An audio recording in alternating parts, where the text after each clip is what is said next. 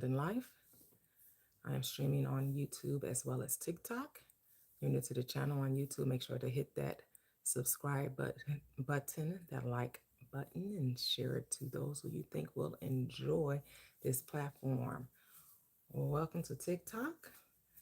Welcome to YouTube, where we talk about the abundant life.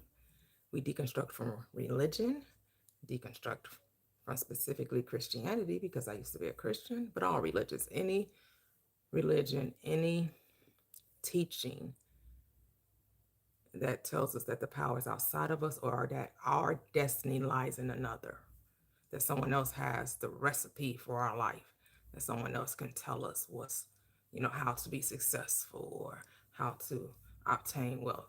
You can find that in the Bible. You don't need a personal guru or master or coach. You just need to go within your own mind and decide what it is you want. God is just waiting for you to make a decision. Who is God? Your awareness, your I am, your own consciousness is just waiting for a decision to be made. And then the power that be, there's only one power that be, will cause things to be attracted to you because you're an electromagnetic field. You are electromagnetic composition, and you are always drawing things into your experience. And you're also projecting onto the screen of space, right? So it's what's going on within you is always shows up on the outside of you. And all these things are taking place without you needing to do anything other than make a decision. Then ideas, situations, circumstances, people, places, they all come in conversion to your experience. So it all starts with a decision. What do you want? That's what the script says, right? The ministry of Jesus Christ was going around preaching the gospel, telling the good news about the abundant life. It was explaining what the kingdom was. And the question was always, what do you want? What do you want? But the most important question that was asked by the Christ, who do you say that I am? So it's about three questions that occur in the Gospels that you will need to answer within yourself. Who do you say that I am? What do you want? And do you believe you can have it? Those three questions determine your trajectory in life. Not what society thinks you should be, not what your church or religion tries to tell you that you are, and not allowing society to dictate if it's possible for you or not.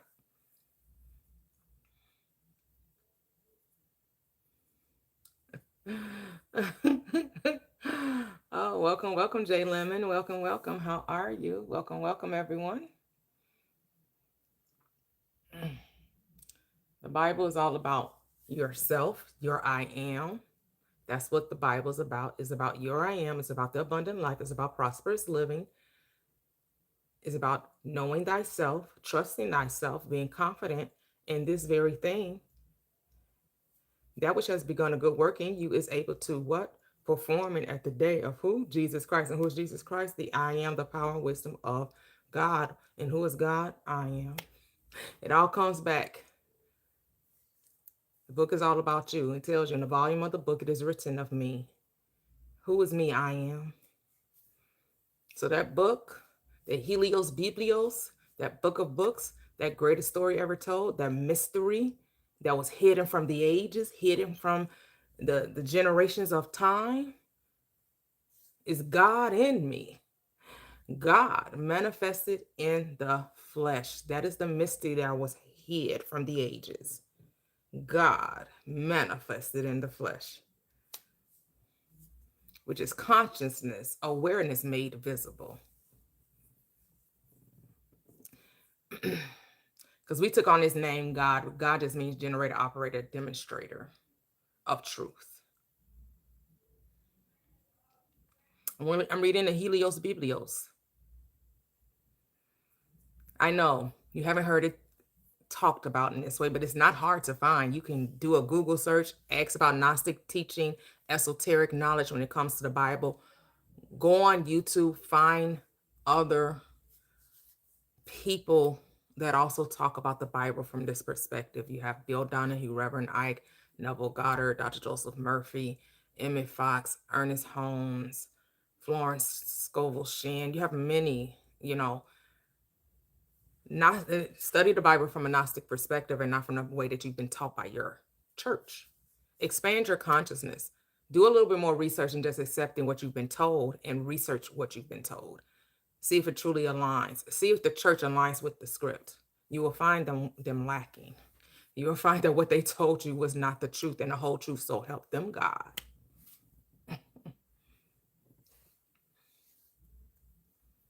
Hey, Araya. Welcome, welcome, welcome. Thank you, thank you. Yeah, so when you do your own readings and you meditate upon script, do you ask for true inspiration, true decoding of the script to truly understand what the Bible is telling you? Because it was never telling you to worship anything outside of you.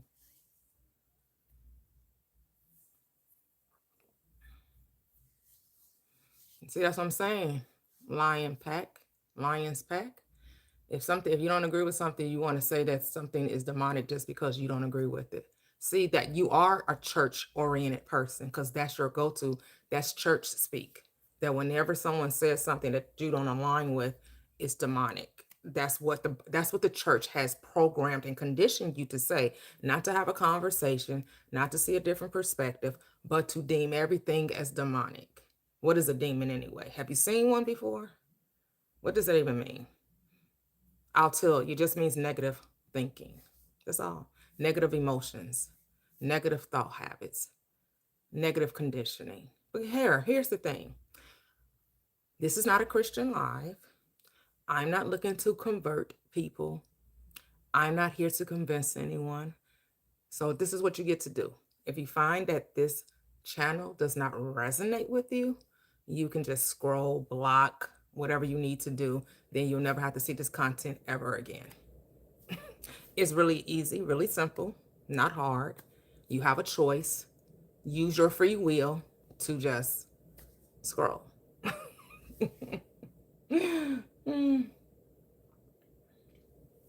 Welcome, welcome, welcome. TikTok. Tapping is clapping. 10,000K the easy way, and then I open up my panel. 10,000 likes, double tap the screen. Share if you care. Sharing is caring. Tapping is clapping.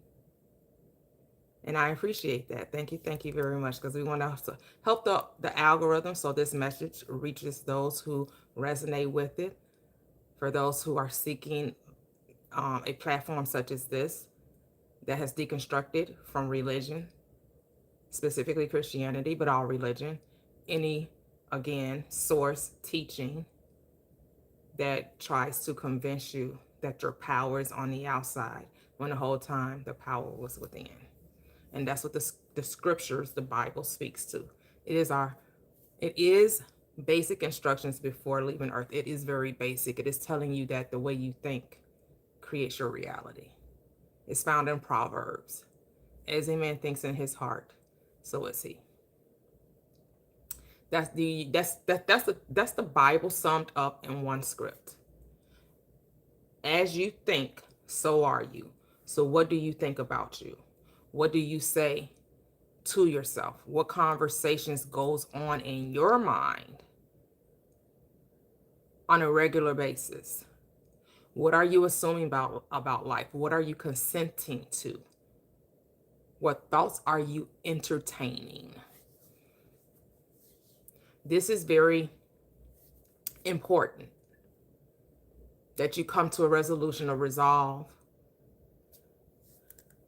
that you come to a realization, a recognition, and acknowledgement of what you're thinking about, because your thinking controls your life.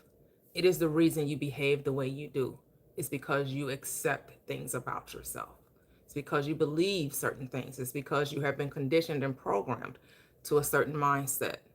That's why the Bible in Romans 12:2 says that you must be not conformed to the world, which is your old state of mind, which is that mind that operates in negative thinking, doubting, limitation, disbelief, unbelief, worrying, complaining, doubting, comparison, competition. All of those things must be done away with. You must turn your back on that mindset and be transformed. How? By the renewing of your mind. How are you transformed? By believing in Jesus? Nope. You're not transformed by baptism. You're not by being dunked in a body of water. You're not transformed by doing communion every week. You're transformed by changing your mind so you can prove what is that pleasing, acceptable, perfect will of God. I know God loves me because I love me. That's not oh no, it's not. Hell doesn't exist. Hell is in the mind. Stop trying to convince something of a place that you yourself don't even believe you're going. I'm just like you. You don't believe you're going, and I know I'm not. So you don't have to try to convince people of through fear. This is why I'm no longer a Christian, because it's so fear-based. You want people to believe like you so they can escape an internal inferno that doesn't even exist. And it's based in fear. It's an authoritative rule. You don't get to question. You don't get to think. You don't get to have your own mind. You want everybody to think like you and believe like you, which I know isn't true, because in your real life, you don't go to work if you have a job. I'm assuming if you're working, you're not actually doing your job because you're on my channel. But you're not going to work asking for people's Christian card. You're not going to work trying to see who actually believes in Christ and who doesn't. You're not going to see if the people that you work for actually are Christians. So you can miss me with all that devil and hell speak, because you're the people you work for, you support, and you don't care if they're Christian or not. But you want to care if I'm Christian or not on a YouTube channel. But you don't care where you get your checks from, if they're Christian or not. That's not a big issue for you. Now, where you get your loans for your homes, and who you're paying your rent to, and your car note to, and how you're setting up 401k and Roth IRA and all these companies all over the world. You don't care about that, but you care about a woman on YouTube, if they're Christian or not. Stop it. In real life, you don't care. In real life, you don't care. All right, you did.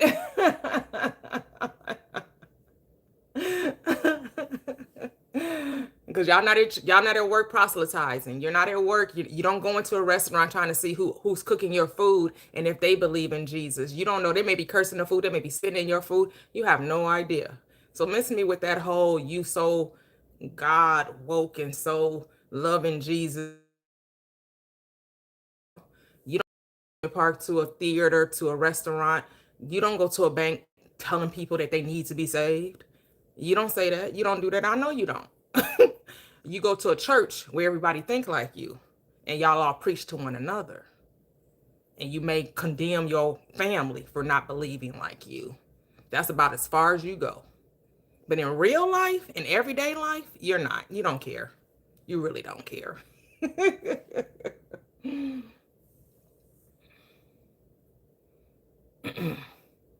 Say the good isn't bad. What is bad is what you have normalized.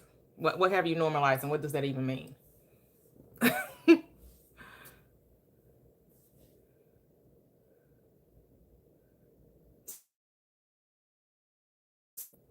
So you're telling me something that's good because it's normalized makes it bad?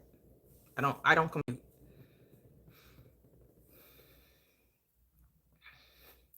Yes, Iron Bill, that part. Iron Bill dash KU7Q, was that GK? The Bible has been rewritten so many times. How do you people not understand that it is a cult? Exactly. You have no right to question anything. If you question, you're excommunicated. If you bring up things that doesn't make sense in the Bible, like a lot of the instructions, the parables, the misogynistic and bigoted ways it talks about other nations and beings and people. But but the Bible is a psychology book. It's not a historical text. It was never intended to be a way to enslave people or to have dominion over people. So when you understand that the Bible is not a historical text, you have it brings light. You get an understanding more about how to you know, live this life and understand that everything proceeds from thought. And when you recognize that how powerful you are and that your thoughts are creative, you stop struggling in life, you stop striving, you're alleviated from anxiety, depression, competition, comparison, struggle, strain. You actually end up on a straight and narrow road where the crooked paths have been made straight. No more winding roads, no more difficulty in life. But see, in religion, they tell you, no, you're going to struggle. You got to suffer for God. That's not what the Bible tells you. No suffering for God. The Bible's telling you you are God, and you only suffer from your own speech, your own thoughts, your own words. Because it's put in the mouth of Christ. It is by your words are you justified, and it is by your words you are condemned. It's your words, nobody else's. Your words. It's all mine. I don't open up my panel until I reach 10,000K likes. So 10,000K the easy way, and then I open up my panel. Not until then. So clapping is tapping. Double tap the screen on TikTok. Share the live, like the live, comment, share. Welcome all on YouTube. You're new here and you're enjoying the channel. Make sure you hit that subscribe button, share button, like button. This is not a Christian live. I'm not here to convert or try to draw people over to my side. I'm not here. This is not a Christian live. I'm not here to, this is about recognizing what the Bible is really saying, what is really telling you. It is telling you how to be the God of your experience. It's reminding you that you are the power, that everything proceeds from thought. That's what the Bible is about. That is what you think about, you bring about. As you think, so you are, says Proverbs. That sums up the Bible in totality. As you think, so you are. As a man thinks in his heart, so is he. Life and death are in the power of the tongue, and those that love it will eat the fruit thereof. It is by your words that you have been ensnared. It's because you don't believe is why you continue to experience the things in your life, because you haven't transformed your mind, because you have not experienced the rebirth. You have not been born again. You're still trying to occupy the old state and trying to enter into a new. You can't do that. The Bible tells you. You cannot pour new wine into old wineskins. You cannot say you believe God and then speak of doubt. You can't say you have faith and then complain and then be crying and falling out and, woe was me, the victim mentality. The Bible is real clear. Change your mind. Repent, for the kingdom of your good is in your hands. That's what the Bible is speaking to. That is what it is telling you. It's not telling you to go get, to let someone lay hands on you, to let somebody pray with you, somebody slap and slather you with, or lather you with oil and all of this type of stuff, or they have to cast out demons. You cast out a demon on your own mind, which is letting go of the negativity. That's how the demon is gone away. Just resist it and it'll flee. It's so simple. Y'all want to wrestle and tussle and be put in a chokehold with devils and demons and Satan's oh my. When all you have to do is resist the doubt and it goes away. Turn your back on negativity. Let go of negative thoughts. And you're the one claiming that it's negative. You just stop claiming it was negative, they wouldn't be. It's so simple. You're the one judging the thought is right or wrong, good or bad. Well, if you do what Philippians 4:8 says, you'll be okay. Philippians 4:8 tell you how to think. It gives you instructions on how to use your mind. It's so easy.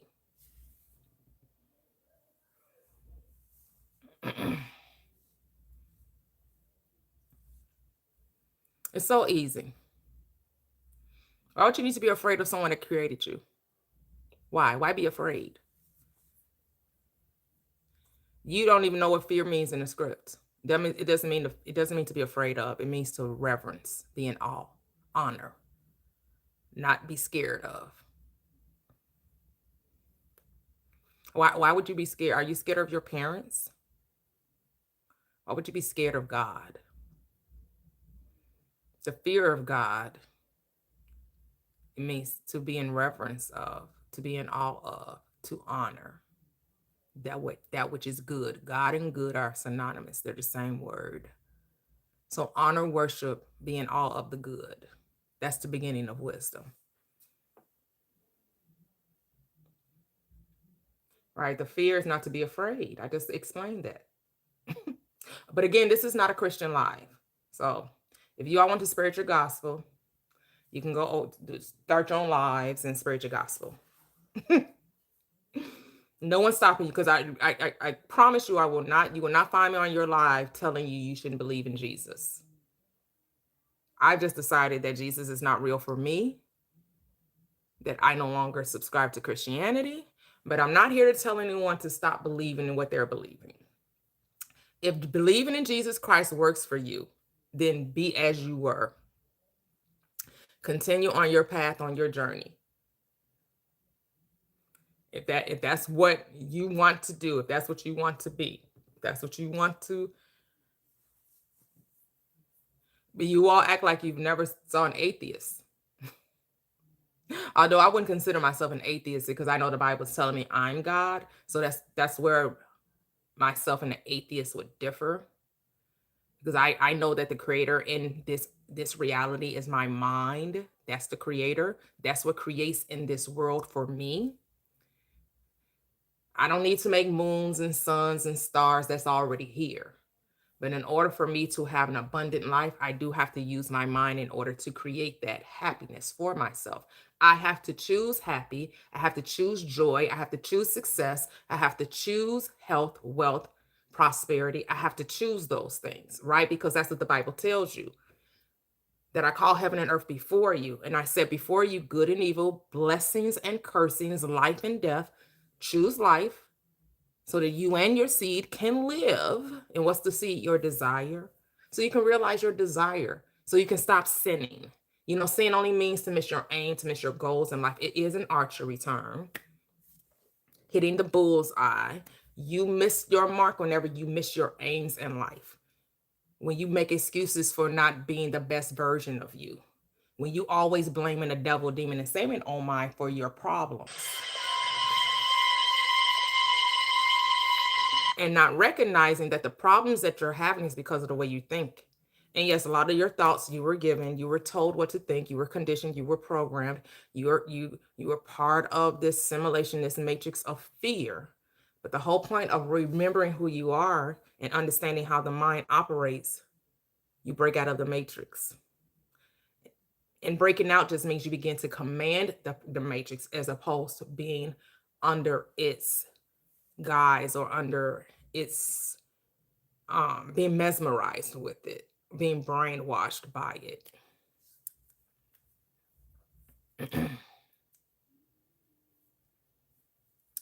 Let there be light.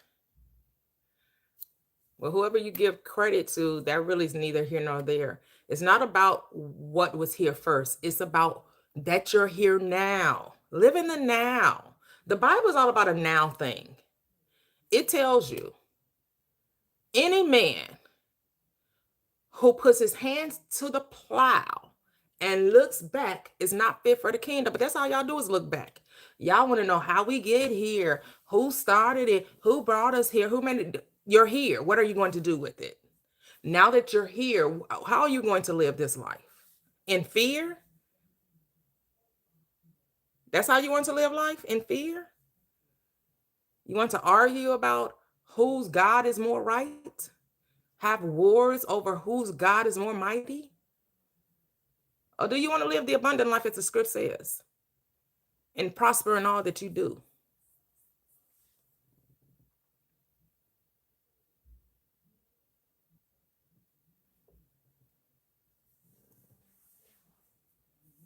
I am using all the Bible. But here's the thing: no one gets to dictate to me, C.R. Gibson, how I'm going to use the Bible. Or Glisson, is that Gilson? C.R. Gilson. I'm going to use the Bible exactly how I want to use it, because that's my free will. That's my choice. You don't get to tell me how I'm using the Bible, because guess what? You don't use the whole Bible either. You scrap most of the Old Testament. You scrap most of the Old Testament and you deal mostly with the New. So who are you telling that they don't use the entire Bible, because you're scrapping probably about 70% of it? While you're not, you don't even old about the Old Testament, you probably like are the Proverbs and the Psalms and anything that's telling you that God wants you to be rich. You're probably, holding on to Malachi 3, the third chapter, 8 through 10. If you're a preacher, a minister, you absolutely love that scripture. And you probably do listen to the Psalms and the Proverbs. But everything else when it comes to that Leviticus, that Deuteronomy, yeah. You're not, you like the stories about Noah's Ark and, a so-called serpent talking to a woman and convincing her to eat off a tree. You probably like that part of the Bible. But for the most part, you're not listening to those 613 laws that were given in Leviticus and Deuteronomy. You're letting that go. You know. Not understanding that the Bible is all psychological. That it's the same story from Genesis to Revelations. It's very repetitious. It's the very same story told over and over and over and over again. They're just giving different names. Same character though, just a different name. Esau and Jacob are Cain and Abel. Exact same story. Every time you find two characters in opposition to one another, it's the very same story. Very same story.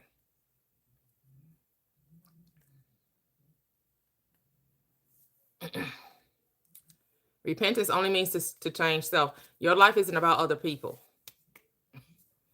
My life isn't about other people. My life is about me. And how I choose to treat other people is really my business. It's really no one else's business. No one else can dictate to me how I'm going to treat someone. I get to dictate that. No one can tell you how to treat someone else. You have to decide how you're going to treat someone else. And you usually treat people based on how you think of you. That's why the Bible tells you to love your neighbor as what? As you love yourself. So if you don't love yourself, you can't love your neighbor. And you will love your neighbor just as you love yourself. So if you're not loving yourself, that's how you're treating your neighbor. So simple. It's real easy. Real easy.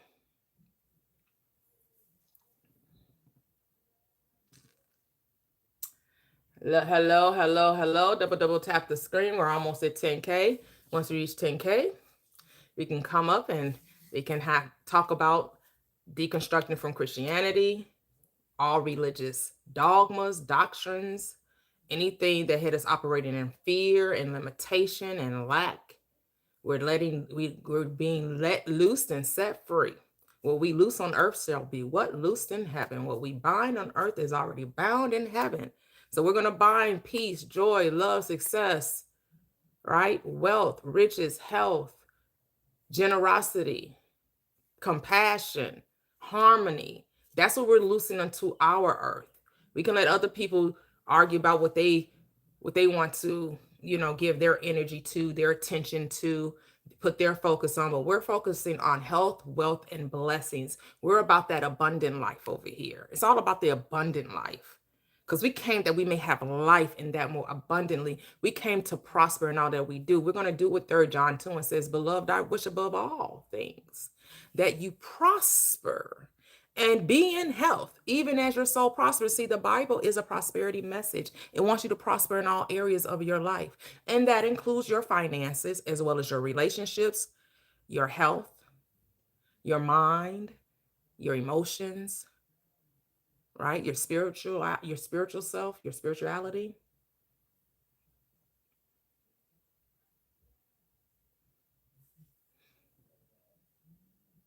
I took the Bible and remixed it, yeah. And I'm going to remix it for myself.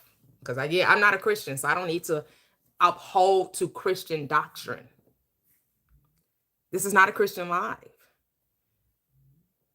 And I'm not remixing anything. I'm actually saying what the Bible actually means and not what religious dogma says it means. Because the Bible is all allegory, it's all parables, it's all symbolism. It is mind science. It is about the science of living. What's the science of living? Being the best version of you, living an abundant life in every area of life. Have you read Psalms 1? It's a contrast between the sinner and the righteous. See, the righteous meditate on the law. And when they do, what? They are planted as a tree by the river, whose leaves never wither, who brings forth fruit in due season, and all that they do prospers. Everything that they do prospers. Everything. It says all. See, the Bible tells you that you are given all things pertaining to life and godliness. And God richly, richly gives you all things to enjoy, for all the promises of God are yes and amen. And what's the promise of God? To give you the kingdom. When you seek first the kingdom of your good and all of your right thinking, all the things that you want, all the things you have need of are automatically added to you. You don't have to earn it. You don't have to work for it. You just have to seek after it, because those that seek, oh, they find. Those who ask, it is always given. And when you knock, the door is always opened. See, God never says no. You say no. You say, what is impossible? Because you know without faith, it is impossible to please God. Because they that come to God must know that what it is, and who is God? I am. So you got to know that God is I am. And it rewards them that diligently seeks after it. So when you seek after self, knowledge of self, have confidence and trust in yourself, being confident of this very thing, that he that has begun a good work in you is able to perform it. For it is God who causes you both to will and to do according to his good pleasure. And what is the good pleasure of God? To give you the kingdom. And where is the kingdom of your good? We're found within. All script, all scriptures. It's all there in the Bible. Everything I just said is all there in the book. It tells you, therefore, I say to you, whenever you desire, when you pray, just believe you received it and you will. That's script. What's the condition in that script? Just believe it. You have to believe to receive. What does that mean? What does that look like? You have to accept it. You have to acknowledge it. You have to what? Speak it. That's all acceptance is speaking it. Acceptance is speaking it. Let me say this again. Believing is saying it. Believing is saying it. Keep saying it. That's your believing it. When you speak it, because when you asked, I answered. And while you were yet speaking, I did hear. See, when you asked, I gave the answer. It's always yes. And while you were yet speaking, accepting, believing, guess what? I heard you. And since we know that he hears us, and we ask anything according to his will, which is the will is what? To give you the kingdom. Remember, the will is always to give you the kingdom. We know that we get what we've asked for. Do you know that you get everything you ask for? Maybe that's the problem. That's maybe why you don't get everything you ask for, because you don't believe you can have it. And that's the condition to getting it. It's professing it. That is a necessary thing. It's always yes. All you gotta do is say yes. All you gotta do is say yes.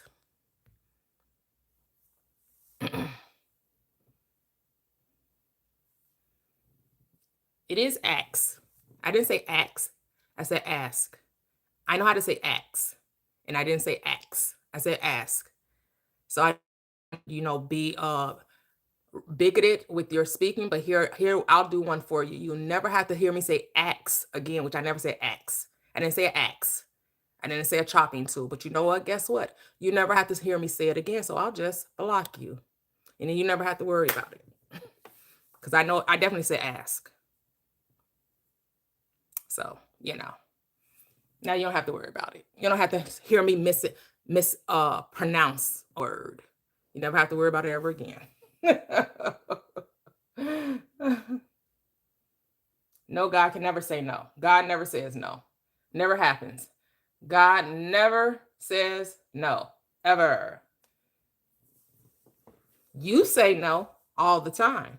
You block your blessings. James tells you that. Why? Because you ask amiss. You don't know how to ask. That's why you don't get what you want. Because see, the only thing that causes you not to get what you want is your faith. You don't accept it, which is why you don't get it. See, God never tells me no, but clearly God tells you no.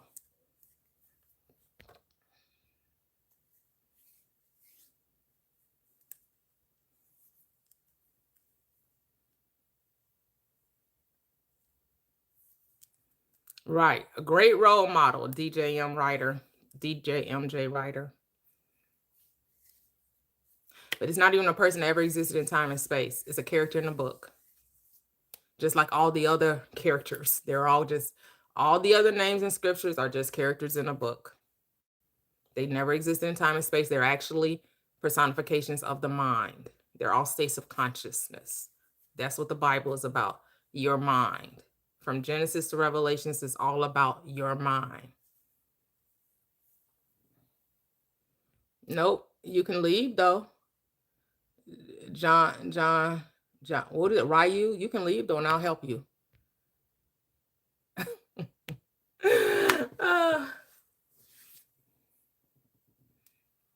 How did I come to my conclusion? Through reading and application of the scriptures. Because I left Christianity over almost 20 years ago. What caused me to leave Christianity? The contradictions. What caused me to come back to the Bible?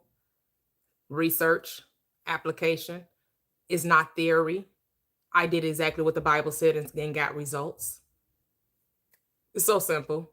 I realized that I was doing the things that the Bible said to do, but I was doing it unaware. I wasn't aware that I was doing it. And then when I became aware, that I'm actually applying the laws of mind, I'm actually applying what the scripture tells me to do, to make a decision and then allow it to show up. That was the only thing I needed to do, because the Bible tells me that my word that goes forth does not return unto me void, but it accomplishes and processes everything that I sent it out to do, whether that be good, bad, evil, whatever it was going to come back, because my word, my mouth, my tongue is a boomerang. My thoughts, they're a boomerang. What goes out must come back. That's what the script tells you. What you give out comes back to you, because when you give, what comes back? Pressed down, shaken together, running over, shall men give unto your bosoms.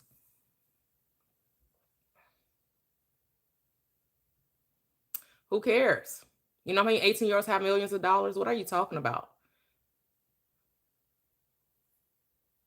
Plenty of people younger than 18 have come into $1 million.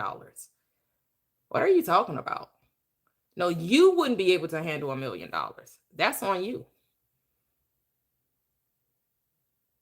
A lot of children have made millions of dollars.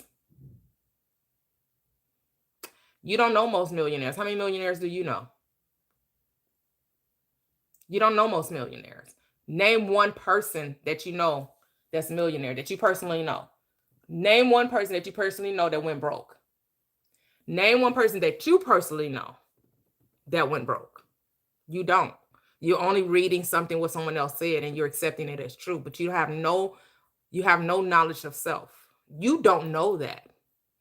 And stop trying to limit somebody just because you think you wouldn't be able to handle $1 million at 18. That doesn't mean all 18-year-olds would not be able to handle $1 million just because you don't see yourself capable of doing it. So you're going to limit somebody else's desire, limit somebody else's wants, because you yourself don't think that you're capable. Don't put your limitations on other people. Rise up to the challenge.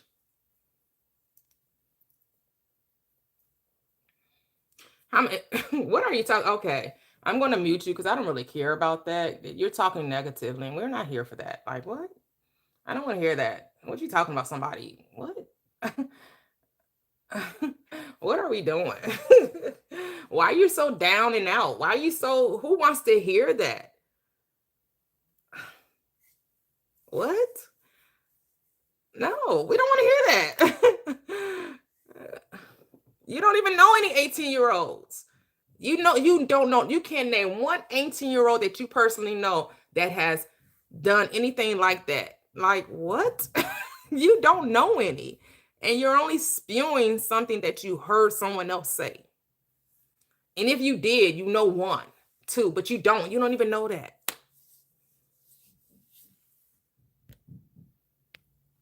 No, but you can be blocked. Bye.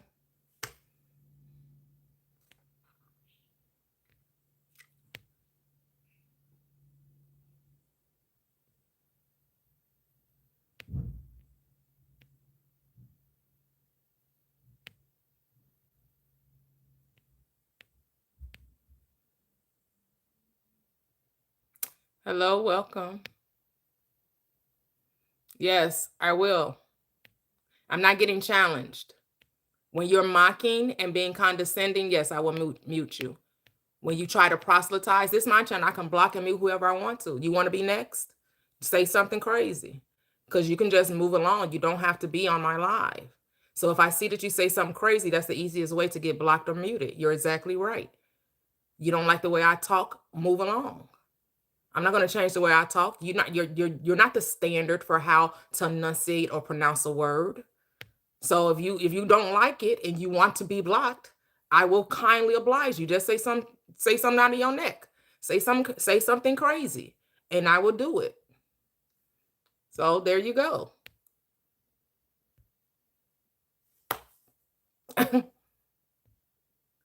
It's not crashing out. Who's crashing out? You do you even know what a crash out is? Come on now. I bet you talk to your kids worse than this. I bet you talk to your kids worse than what I'm saying. And if you think this is a crash out, baby girl, you got a lot to learn in life. If you think this is a crash out, I don't crash out. It's unnecessary. That's a Gen Z thing. Gen Zers crash out. I'm Gen X, baby girl. Ain't nobody got time to crash out. Not for people on YouTube. But if you want to be muted, I will help you. If you want to be muted and you want to be blocked, I will help you. So, you know.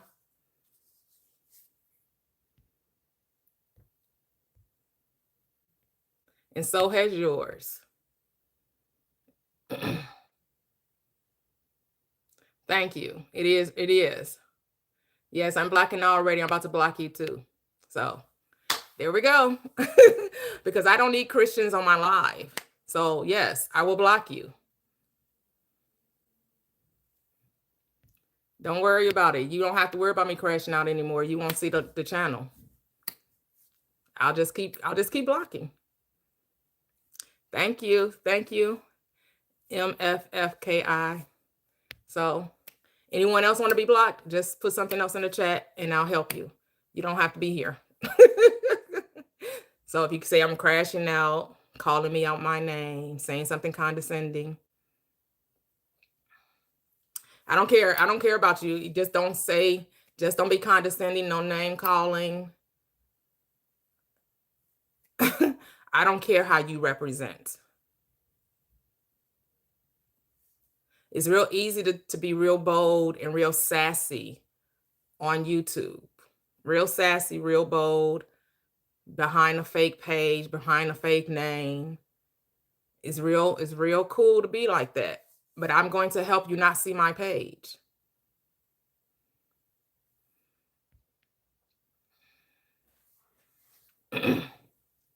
Welcome, welcome, welcome.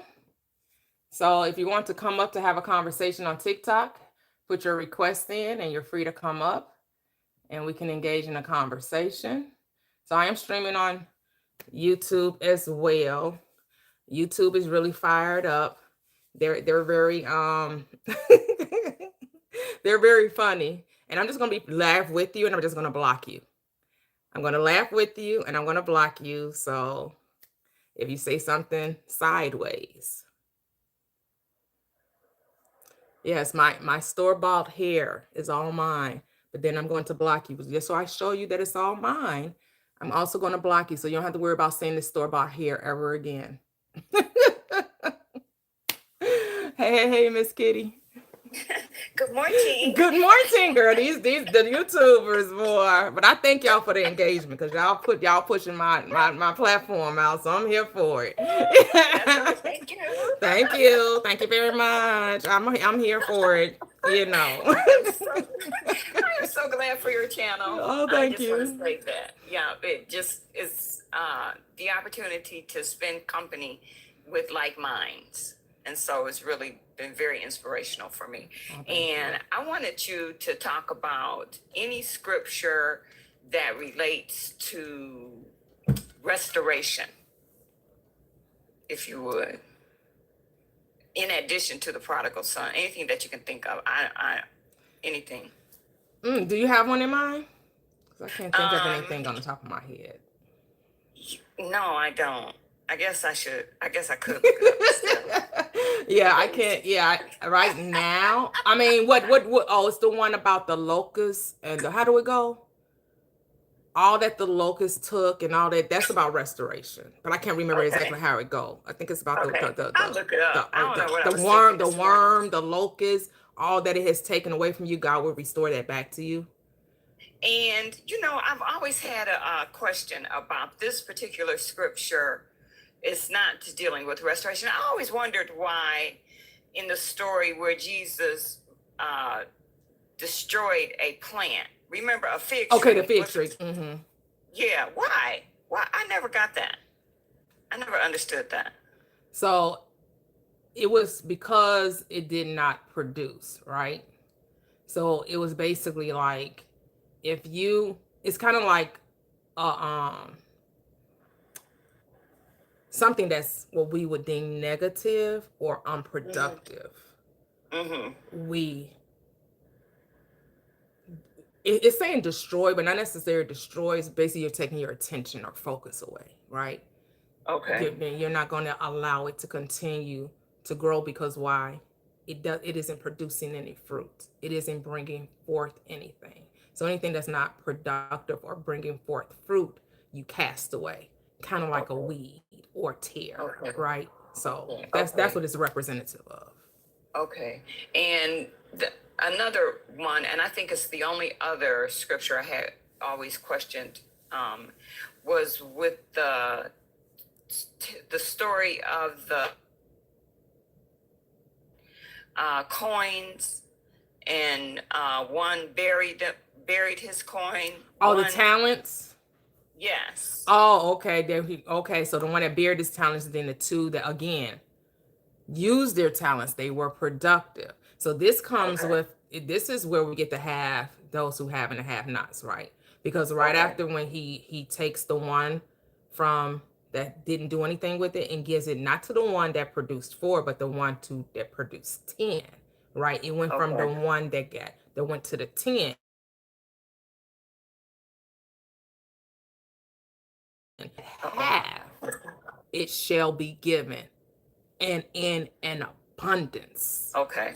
And to them that have not, which is the one that Okay. has the one, right? Because it kind of falls in line with the Old Testament parable of the widow who had to Mm-hmm. borrow Mm-hmm. the vases.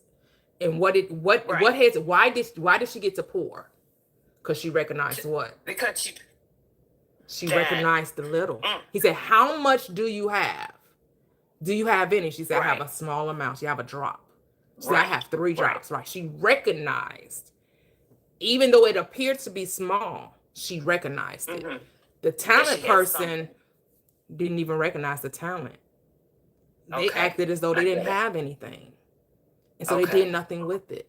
And so to them Okay. that have not even that which you think you have, right? He thought he had one, didn't do nothing with it. That's Mm-hmm. gonna be taken away from you. Okay. Because he didn't seek to be enterprising with that one. Yep. When you don't Okay. lose, what do you say? When you don't use it, you what? Lose it. Okay. Like they say, like a muscle. If you lay in Right. bed, what happens if somebody that lays in bed gets bedridden and you don't Right. move that body? What happens to it? Starts to Yeah. It atrophy. deteriorate. Yep, Right. atrophies. Yep. Yeah. That's Yeah. all. That's all it's showing Okay. us. Yep. Okay. I needed that clarity. Okay. Yep. Thank you. You're welcome. You're welcome.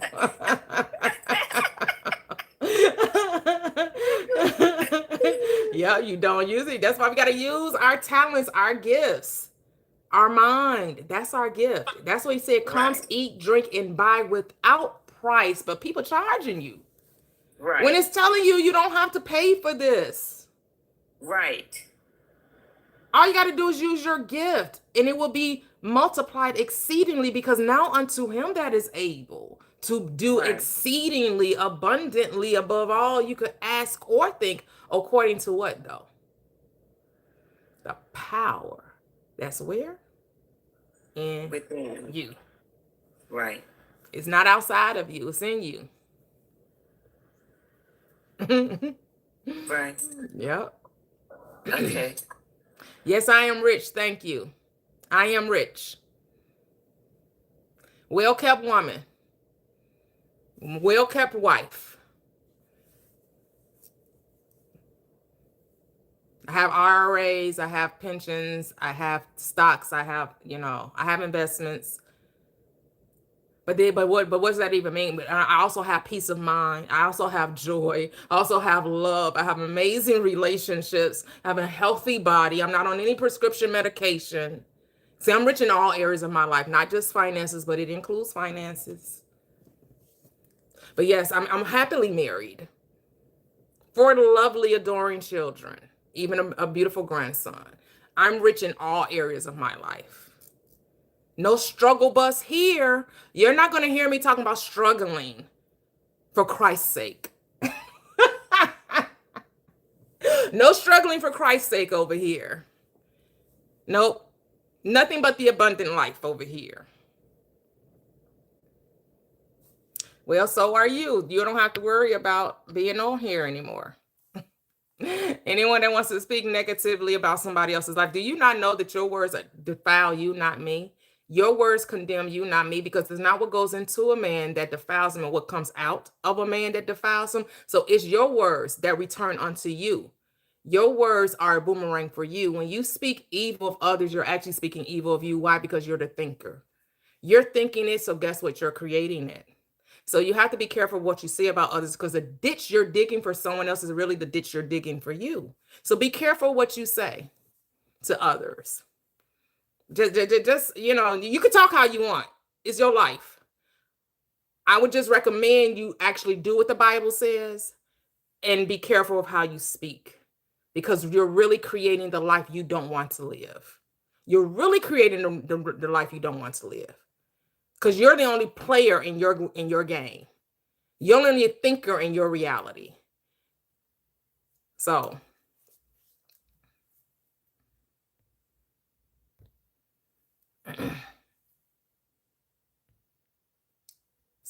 since I'm crashing out, bye-bye, doctor. Oh, like, y'all don't even know what a crash out is. Talk about somebody crashing out. What? Y'all found a new word, y'all found a new phrase, and y'all going to use it. Use it inerrantly at that, though. Don't even know how to use the word. Like, what are we doing? Yes, Sebastian, lied to so much. But now we're breaking loose. We're breaking the hold. We're breaking those things that held us down, that kept us in ruin, that kept us behind the 8 ball, that kept us feeling that we were lost, and that that life was supposed to be a struggle and a strain and competition and comparison. The whole point of the story of the ministry of the Christ was to remind you of the power that's within you, that the works that you would do will be greater than this person. And so you're to live this life freely, abundantly, joyfully, amazingly, not bound in your mind through negative things, not bound by the systems of the world, right?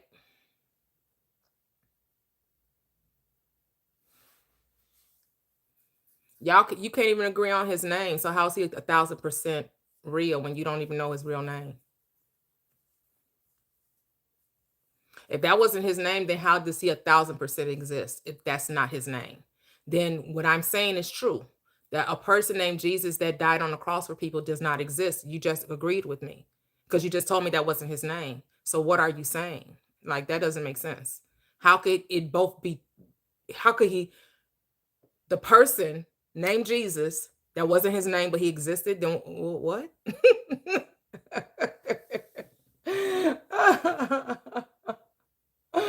Oh my goodness. What does that even mean? Say Yeshua, a woman. Hey, hey, hey, visionary, welcome. Yeah.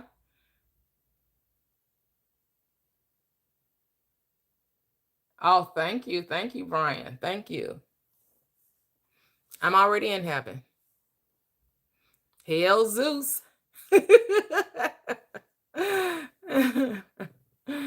Oh, his right name is unknown. Okay. To the unknown God, that's who you serving? As Paul said, to the unknown God? Okay. Yeah, we know. We know Jay didn't even exist at the time of the script, right? None of those names in the Bible that we have, that was none of those were the original names of the characters, right? They all have European centric names, right? Because it when who was that? What king was that? King James, duh. When King James commissioned for the Bible to be translated into Old English, that's where you got all these European names. That's where you get Peter and John and James and Matthew and Paul, right? All European, all Eurocentric names. Yeah, I mean that should make a lot of people question, especially people that's of this shade of brown. I get why this shade of brown may hold on to it because they say he look just like him, right?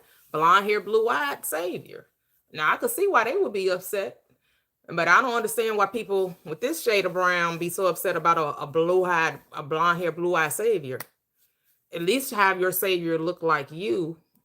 You would think you would want your savior to look like you, but no, you don't want a savior that looks like you. You want a savior that somebody else gave you.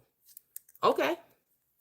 But teach his own, none of my business. That's not why we're here. You get Christians, you get to have whatever God, whatever belief system you have, just like Muslims get to believe whatever they want to believe. Hinduism gets to believe whatever they want to believe. The Hindus, the Buddhists, right?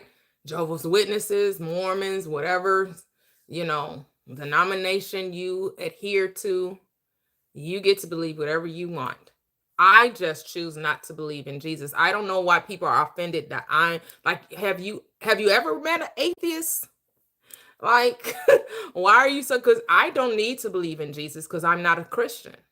So I don't know why you're so offended. Like there are many people in the world that don't believe in Jesus. That do not subscribe to this and a lot of people also don't even believe God exists, so let alone Jesus.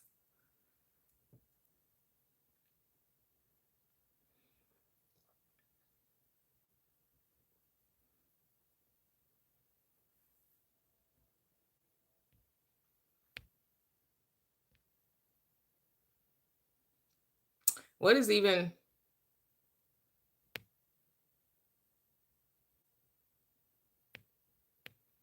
It is a moot point because it's not about worshiping something, it's about applying it. And thank you, John. That's so right. But they got blocked. They don't have to worry about it. Because this is not a Christian live. So, same story, different characters. That's it. And the Bible is an instruction manual. It's telling you how to apply the principles of the script so you can have a successful way of living. That's the whole purpose of the Bible. It shows you what happens when you think a certain way, when you think negatively, when you operate in judgment, unforgiveness, unrepentant heart, when you operate from negative thinking, talking about life is a struggle, it's a competition, right? Operating from strain and striving and competing and comparing what you will produce in your reality. And then when you operate from love, when you operate from joy, from peace, from success, when you have a wealth mindset, these are the fruits of your labor. That's what's going to come up in your life. You're going to produce these things because every seed produces after its own kind. And that is what the Bible tells you. And your seed is your word. The words you speak, they always come back to you, because be not deceived. God is not mocked. Whatever you sow, you also reap. And God is the law of mind, is the law made manifest, that whatever you decree, it will accomplish whatever you send it out to do. It will prosper in the very thing in which you're speaking.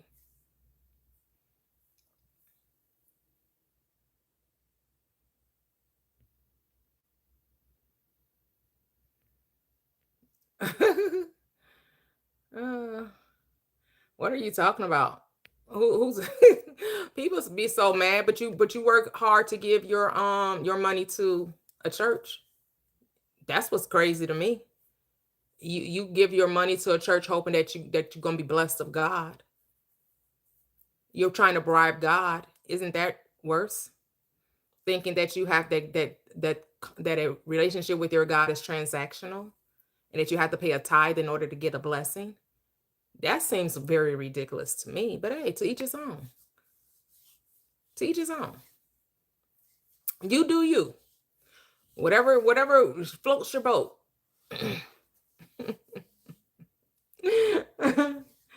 Hey, I am Tam. Welcome, welcome, welcome. Welcome, welcome, welcome. Double tap the screen. We've already reached 10K. Let's get to where we at. Let's get to 30K. 30K. If you have a question, you have a story you want to share about your life deconstructing from Christianity. If you're on YouTube and you want to come in and join the conversation, you have to come over to my TikTok channel, Prosperous Living with _T. And we have a panel available for those of you that want to have a conversation. This is not a Christian live, not here to convince, convert, persuade, dissuade. And no one cares that you're a Christian, only you do. I only care what I believe in. And if it does not relate to you, if you don't find that it benefits you or resonates with you, then you're free to leave. You're free to go find another channel. But over here, we deconstruct from Christianity. We deconstruct from all religious dogma, and we use the Bible as it was intended. It is a psychological book. It is mind science. It is telling you that you are the creator of your own reality through the thoughts that you think, as well as the thoughts that you speak.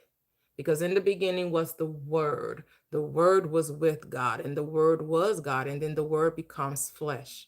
Your words become your experience. Your thoughts that you think become a part of your life.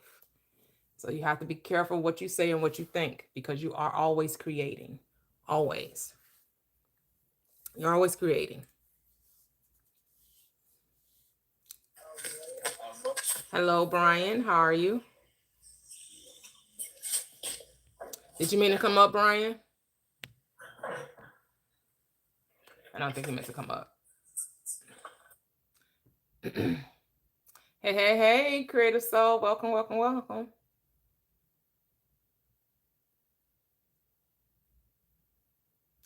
It says Jesus never existed.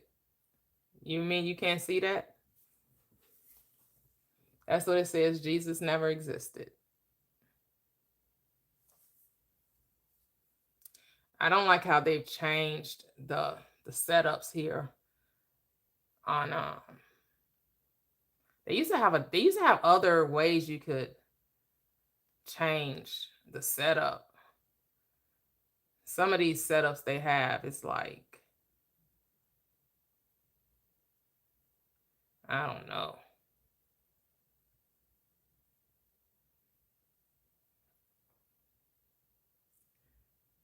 You definitely can't see that. I don't like that.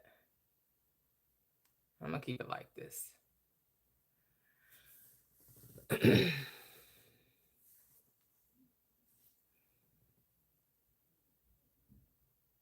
I don't know what that means. Sound like Beyonce.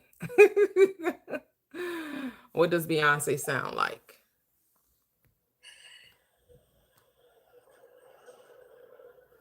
Money will eat your soul. Speak for yourself.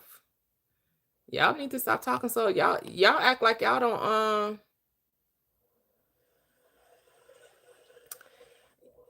y'all talk like y'all don't like money or something. Y'all don't want money?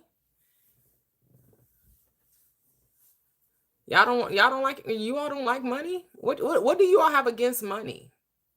Like, do you all not get up and go to work every day? What do you have against money? Who said anything about loving money? How does desiring wealth means that you love money? And what's wrong with loving money? Why can't you love money? What do you think is going to happen if you love money?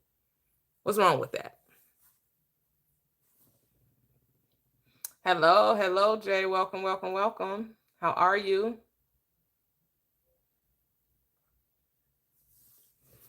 It's okay to love money. A lot of people love money. They live very successful lives.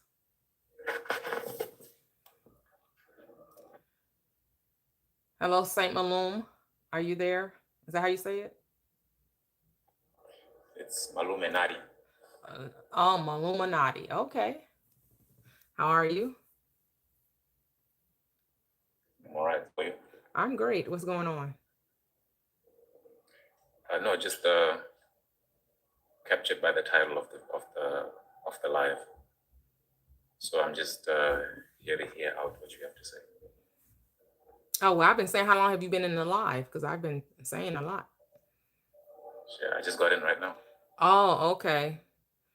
Yeah. Yeah. Well, it's all right there on the screen. Everything, everything I'm talking about is right there on the screen. I'll just listen. Okay. I'll just listen. Okay. Yeah. And then I'll say a few things if need be.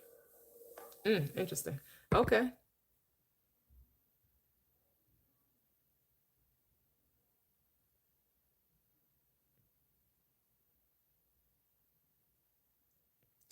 Oh Lord, I don't know. I am streaming on YouTube as well as TikTok. And so the Bible is a psychological book. It is a book about the mind. None of the characters in the Bible ever existed. There are other books many books. One in particular, I think it's called it references something about 16 crises, about all the crises that have been talked about throughout human history. So the story of Jesus is not original, it's not unique. It's not, it's a retold story. It's been told over and over and over again. Let's talk about the sun in the sky, the sun within you, because you are the light of the world, says the script. It's talking about the bright morning star. Literally, the sun is the bright morning star. It is the giver of life. Without the sun, there would be no life on this third dimensional plane. So the Bible is not only referring to the astrological signs, it is also referring to the 12 different, so it's the 12 astrological signs as well as the 12 faculties of mind, the 12 cranial nerves, the 12 systems of the body. It's all science. And I know many people don't hear this. They're not going to hear this in church because church likes hierarchy. It likes to have people of position of authority. They like it like this. This is how they like it. Every construct in our society, all constructs are built like this. It's always somebody at the head and then all people below in different layers of authority. But the ones on the bottom are always the ones that get screwed whenever we have constructs built like this. And every construct in our society is built like this. It's always hierarchy, always. Someone wants to be an authority. So whether it's your government, whether it's your religious organization, whether it's your academic institution, whether it's your employer, whoever you work for. Yes, 30K. Let's get to 30K. Thank you, thank you, thank you. Double tap the screen. Who said God created the sun?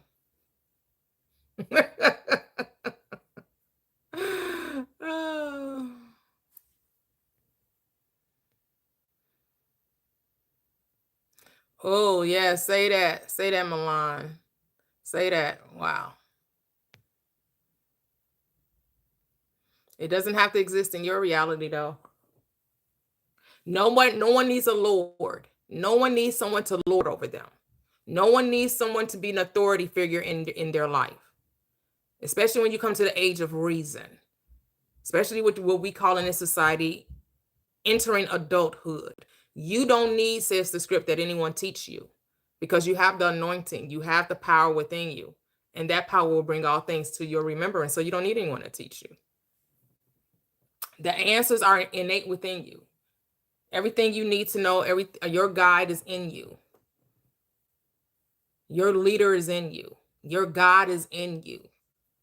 You don't need that. You don't need to trust other people. Your book tells you that. Your book tells you, why are you putting your trust in man whose breath is in his nostrils? But no, you all want to argue with the script. I give you the Bible, and all you can do is give me Christian doctrine. The Bible tells you not to put your trust in people.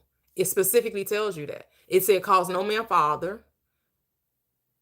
You don't need any man to teach you. The Spirit of truth will bring all things to your remembrance. Yet,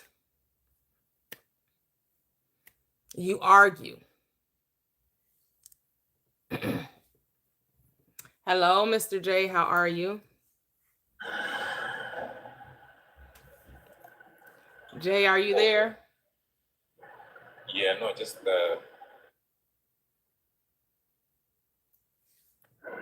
Please mute. disconnect. Wait, hold on. You dropped down. Someone else came up before you. Yeah. Hold Yes, on. I'm here. I'm just having a little issue with my services here, so. Oh, okay. Okay. Well, then I'll go to the next caller then when you're ready. Okay, yes, and I'll get back in. Okay. Okay. Go ahead. Same. What did you say? Like Illuminati? How you say it?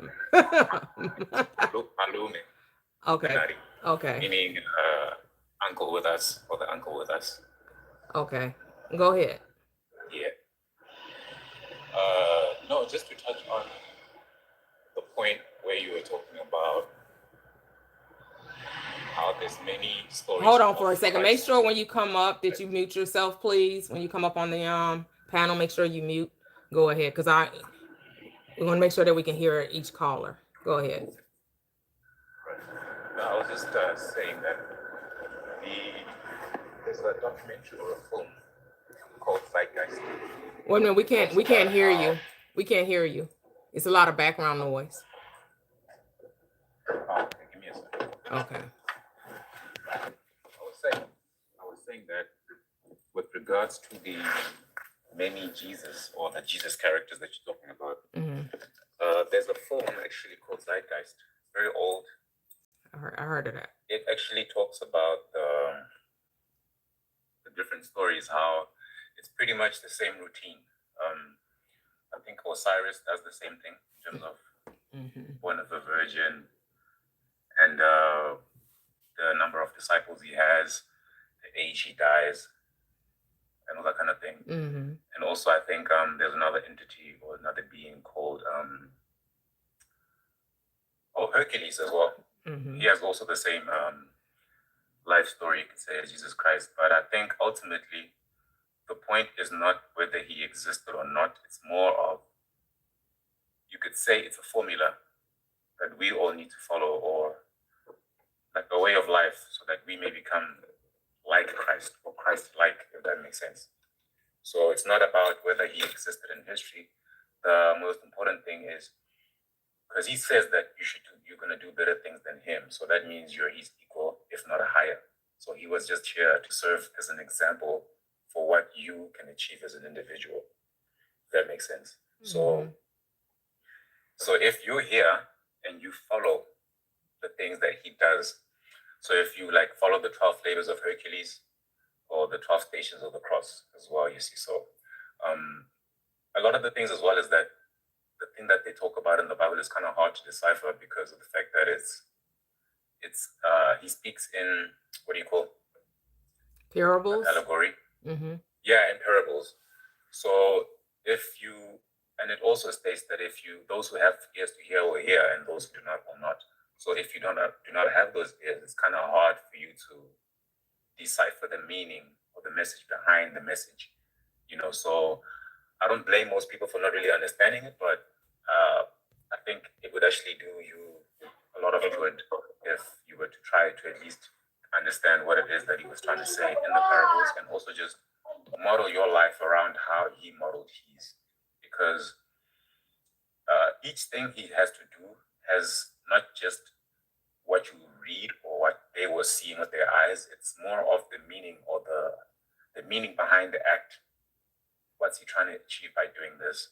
You see what I'm saying? So when you say model your life after his, what does that mean? So he served as an example, right? So what I like. But pretend I don't know about Jesus. So what does that mean? You're telling me, oh, this book has a person in it that I'm supposed to model my life after. Tell me what that looks like. Okay, no, that's a good question. So, for example, right, he says the way to the Father, or the way to enlightenment is if your eye be single, or something like that. So he talks about things like meditation, right? And he talks about, like I was saying, a lot of the stuff is kind of hard to decipher because he's saying one thing when he's implying another thing. But what I will say from my understanding is that you should pay attention to what he wore, because there are some scriptures that talk about, there's a part in the book where a lady touches the bottom of his robe, right? And then she gets healed. So there's a practice. I can't say too much about it because it's secretive, but there's a practice whereby they talk about the robes that he wore. He did not wear the same robes. He wore different robes of different colors to signify where he is in spiritual ranking, because there is such a thing as spiritual ranking, you see. So interesting. Each robe would represent. Actually, I didn't know there was spiritual rankings. Yeah, it is. I don't subscribe to that mindset, but okay. It doesn't even have to be a thing of mindset. You just have to understand that when God created everything, there's order in everything, and order requires ranking. Just because as above, so below. Just as when you go to your job, there's your manager, there's your boss, and then there's a CEO, all those things. It's the same. But I don't have a job. Well. I don't have a job. I don't go to a job. Okay, that's beautiful. I like that. But like I'm just saying, with that said, there is ranking. Like, I would differ with you. I would say that this is a holographic universe, and all of those people you just described are just playing a part that I gave them. So I created a job. I created the seeming boss, the seeming CEO, the seeming different persons playing their position based on what I believe to be true. I believe that I needed a job in order to bring money into my experience, and so I created that holographic projection into my own personal reality. And I'm just playing out this character that says it gets up every day to go to a job in order to get this imaginary thing we call money. It's all a play. It's all a game. To me, I don't see it as a rankings. I see it as we're all God, individualized, having a human experience, and everyone is creating their own reality based on their own perspective. So we don't live in the same world. We live in the same plane, but not the same world, because the way you perceive reality is totally different from the way I do. And that's okay. Sometimes our worlds collide. They converge on one another, like what's happening here. We're appearing to have this conversation with another being when actually you're just talking to yourself. I'm just a reflection. I'm just a projection of your own mind because you desire to have this conversation. That's how I see it. Okay, well, that's a very refreshing outlook. Yeah, it's beautiful. And yeah, I don't see Jesus as an example. I see Jesus as an archetype. No different than Buddhists, no different than the Hindu gods, no different. All of Hercules, Zeus, they're archetypes. My was not as good as yours with regards to. Yeah, because you're saying it makes no difference whether he existed or not. And I say it makes a big difference, because people believe that this person existed and they're idolizing it, and they're causing wars and rumors of wars because of it, and they're manipulating and controlling and lording over people because of it. So to me, it really does make a difference that you believe that this person existed or not. It most certainly does for a lot of people. say he does exist, right? But you do not take on his message, then it does not make a difference. So that's what I'm saying. It shouldn't it shouldn't matter whether he existed or not. Did you get the message? You see what I'm saying? But most people are missing the message. That's the thing. They're too busy worrying about the person than what the person spoke about. The focus is too much on the being, on the personhood, on the divinity, instead of recognizing your own divinity, recognizing your own purpose, recognizing your own path. Yeah, that's what I meant by he served as an example. That's what I meant. What you said there, that's exactly what I was trying to say in regards to that. And I like the fact that you created your own reality as well. Not a lot of people have that kind of know-how or wisdom. People are waking up, though. There are a lot of people, especially in this room right now, that have come to that realization that they are the creator of their own experience, that they don't need something outside of them to tell them how to be, how to do, when to be, when to do. Are you able to take us through that? Or have you already done that? Well, yeah, well, my journey started back in 2018. And I didn't start in Christianity because I didn't become a Christian until my late 20s. I was almost 30 years old now when I became a Christian. Did a small stint, but I think it served well because it introduced me into what the scriptures were saying. And then later in life, I was able to put two and two together. And I was able to see what the book was truly saying, that the book was all about me. And so by me coming to the realization that the book was all about me, how you create your own reality is recognizing that your thoughts are things. That, as John 1 says, in the beginning was the Word. The Word was with God, and the Word was God. When we say God, what do we mean? We mean it's the creator of all things. That's what it means. When you say God, you're saying it's the creator of all things. Well, guess what? Your Word is the creator of all things in your life. So, in the beginning was the Word, was the creator for you. And your Word was with you. And your Word was you. And then your Word becomes you. It becomes a manifestation of you. It becomes something physically represented by what you spoke, what you thought, what you were thinking, what you were accepting, what you were believing, what you were intending, whatever terminology you would like to use. And so those thoughts always produce what? After their own kind. A thought is a seed planted in the mind. Your mind is a garden. Some people like to see it as a battlefield. I say you stop seeing your mind as a battlefield and see it as a beautiful garden. And you have to decide what you're going to plant. But if you think it's a war, I mean, if you think it's a battlefield, now you're going to plant landmines. And you're always going to be struggling and striving and competing and comparing. But if you understand it's a beautiful garden and you're planting seeds that's going to bear much fruit, you're going to be very, very particular about what you allow to be planted there. So thoughts arise in your mind. Instead of arguing and judging, just decide if you want to entertain them. Do they benefit you? Are there the thoughts that you want to bring forth fruit? You'll come to realize when you do an assessment of your thoughts, many of those thoughts you don't want to entertain because they're based in fear, worry, doubt, negativity, limitation, disbelief, unbelief, comparison, competition, struggle, straining, striving, all of those things. You want to loosen and be set free from that mindset. That's why the script tells you have to be born again. You must experience the rebirth, what does that mean? Have a changed mind. That's all it means. Rebirth, being reborn, repenting, forgiveness. Romans 12:2, they're all saying the same thing. Change the way you think. When you change your mind, you change your world.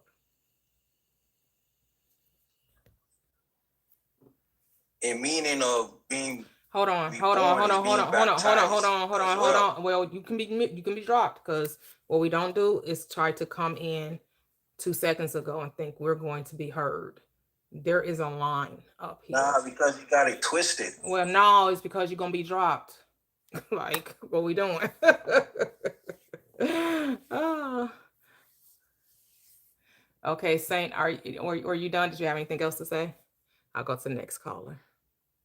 No, I'm good. Okay. You can go to the next call. Okay, thank you. All right. Thank you. Hey, Jay, you ready?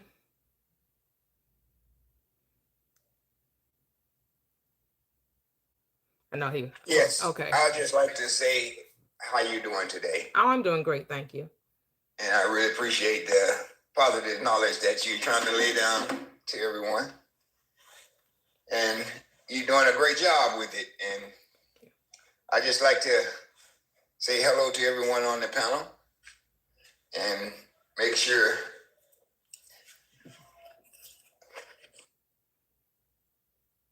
Well, thank you, Jay. Hello Hello? to you. Yeah, Oh, you're back. Oh, okay, you're back. Okay. Yeah.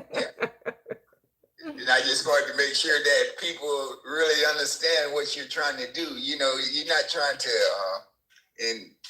put anything in them, just trying to get them to see that this story about this Jesus character, it really didn't exist because, you know, for us, the human part of it, we are the gods. And I'm just hoping that they really understand where you're coming from with this. And I like how you handle it, you know, because everyone believe whatever they believe and you're not trying to force nothing. Mm-hmm. So you're doing a great job and I really appreciate that. Oh, well, thank you.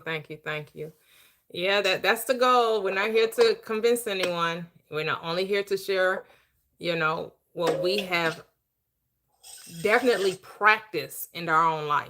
It isn't theory. You know, a lot of people speak theory. They speak hope, wishing, because hope really means a certitude of expectation. People teach guesswork.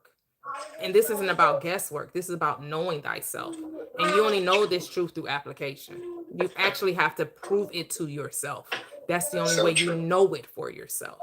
And thank you, Jody girl. Thank you for helping out in the chat when it comes to, I don't have mods over there. I usually have mods on YouTube, but I don't have any mods today. So I had to pick another mod to help regulate the chat over here on YouTube. Because YouTube gets very yeah. But hey, it's like, that's why when you do something, when you are putting yourself out there and you're saying things that go against people's beliefs, their cognitive dissonance, right? When you're saying things that they have, that challenges what they have held for so long, and you say that you disagree with it, I get it.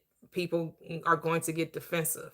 But just like you have a right to share your truth, I'm not going to back down from sharing mine. Like, just like you believe in a savior, I have the right to not believe and want to see myself as my own savior. So, I believe the next caller was Sundry Rasta. Welcome, Sundry. Sundry Rasta. Yeah, that's who. Oh, I know. When I said it, I was like, I remember, because I saw it at first. Like, nope, it's Sundry. I remember. How are you doing? Listen, on my lunch break, and I'm like, I always come in here and you be saying exactly what I be pondering on and everything. Cause I got questions, man. Okay, so when you say we're in our own world, I get it, because like we're in our own minds, for real, seriously. Mm-hmm, yeah. But the part I've been like staggering on, trying to get better understanding is when you say that we're in a holographic universe and like we're what you just said just to him, you were like, we're coming together and you're witnessing me. So it's like we're not in the same room because we're in different worlds. That's just like a mind fuck to me. Like. Yeah, it is, isn't it? And you know, one of the ladies was on here yesterday. She said she found out that the CIA released papers that said we're in a holographic universe. She was like, well, she was like, it's like a virtual reality. So it's like, you ever did to put on the virtual glasses? Mm-hmm. It appears to be real, right? Like I did that when I went to Brookfield Zoo in my city. and they had we got on, it was a T-Rex, and we had on, and I'm one of those people who gets really nervous in heights, like something real up high. And with the virtual glasses, I had to close my eyes because it felt so real. Even though I know it was a virtual scene. Right. That's how it is in this world. It seems so real. It's a play that we get caught up in. So we're not even here. Not even here. Everyone is their own player, and everyone is like a Sims character. So you're the main character in your story, in your movie, in your play. And you're writing the story, and based on your preconceived or conditioning or programming, if you have not set to deprogram, change the software, if you have not done that, a lot of your thinking, all of your habits are based off what you've been told. But once you update the software, when you come to the realization, oh, wait a minute, I'm actually the author, you know? Right? I'm actually, not only am I the author of this story, I'm Universal Studios. I'm the producer. And then I'm the director too. And then I get to star in it. So every day I'm writing my story out. And the people that come in, the characters that I engage with, are based on my story.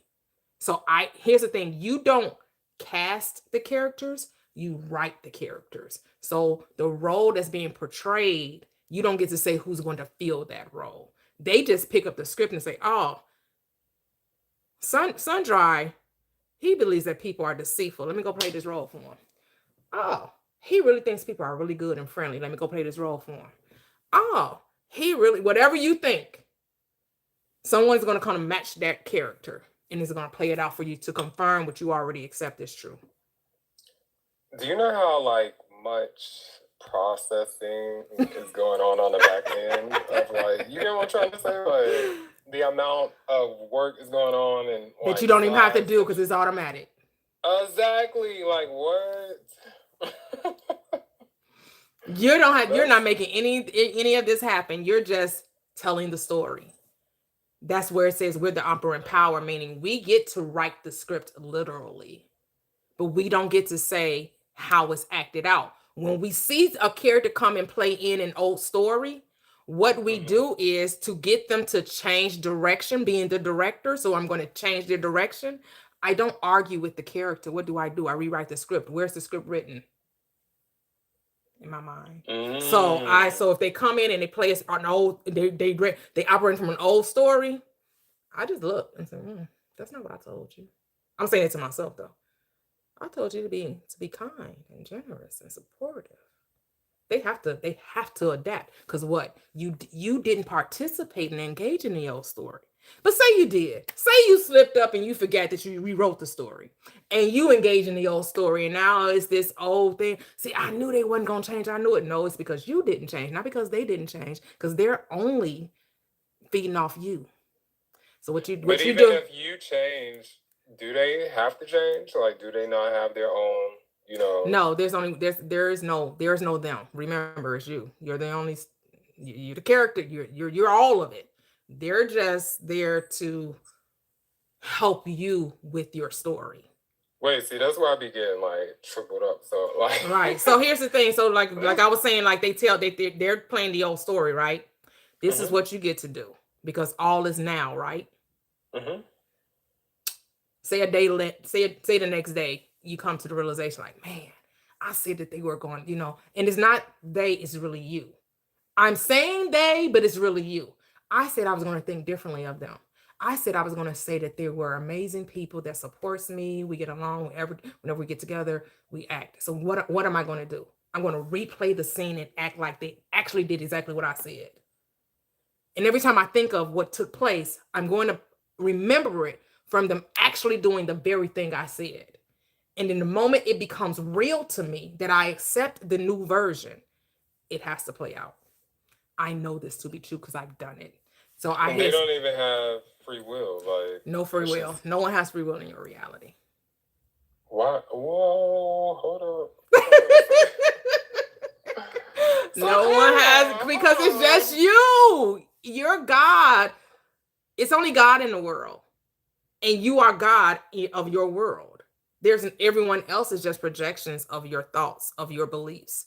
They're thought forms, literally. But that's why you have fun with it, and you don't try. And again, you don't look to change people, you change self. So you're not changing them, you're changing what? Your thoughts of them. It's just like you had a friend where you real cool with them, but other people don't like them. And you're like, and they be like, oh, I can't stand so-and-so. Well, I've never had that experience with them. It's the same person though, right? You get along with them, somebody else can't stand them, another person, everybody has their own perspective of the same person. The person name ain't changed, the person ain't nothing, but everybody has a different perspective of them. Why is that? And it's the same person. Why you view him one way and 3 other people view him a different way? Okay. I could get that. I could see that. Okay, yeah. Because my longest best friend, like, people think he is a bitch, but see. But you like, I love him to life. That's my, That's my dog. That's my dog. Yeah. But okay. That's how it is, and that's the part that once I saw a TikTok. I think, and also what's his name? Dick Gregory. You ever heard Dick Gregory? And they were quoting him, and it says that when you awaken, it's like you've been given these glasses that you can see reality now. I remember that. And and the thing is, you can never take them off, and you can never give them to another person. You can't get people to see what you see. And I think that'd be the issue. We want people to see through our looking glass. The looking glass is just for you. The mirror is just for you. It's not for other people. Wow. Yeah.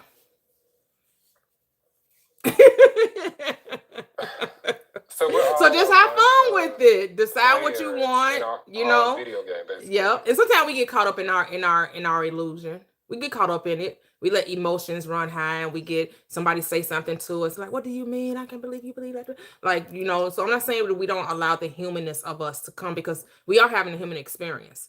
So it's not wrong to get caught up in the emotions, to get caught up in the scene, because that's what we do in movies, right? We get tear jerked, the emotions run high, right? We laugh, we cry, we get angry.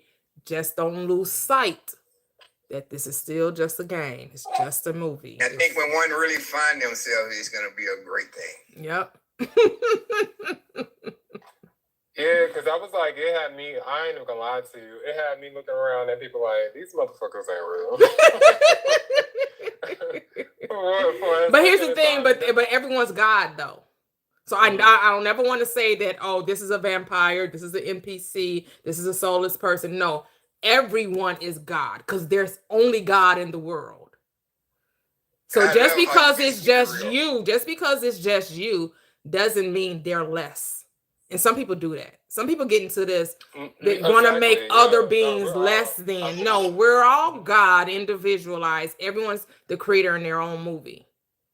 Because everybody has their own free will, just like right. But when they enter your scene, they're entering your scene. Why? Because you drew them in. No man comes to me unless what? The Father, my own consciousness, my own awareness draws them. Beautiful. Nice. Yeah. Nobody's there by accident. Beautiful. It's just God's coming together. Being God. Gods are just coming together. Guys, you should enjoy this, because you don't get that very much from ladies that bring that kind of information and knowledge, I was reading, I forgot what it was. Have you ever checked out Within Living with Lois? I like how she put it. She was like, we're kind of like the personality, the individualized personality of God. And that's exactly what we are. That was everything. Yeah. That was everything. I was like, thank you, divine intelligence in me, boy, because it's been a journey.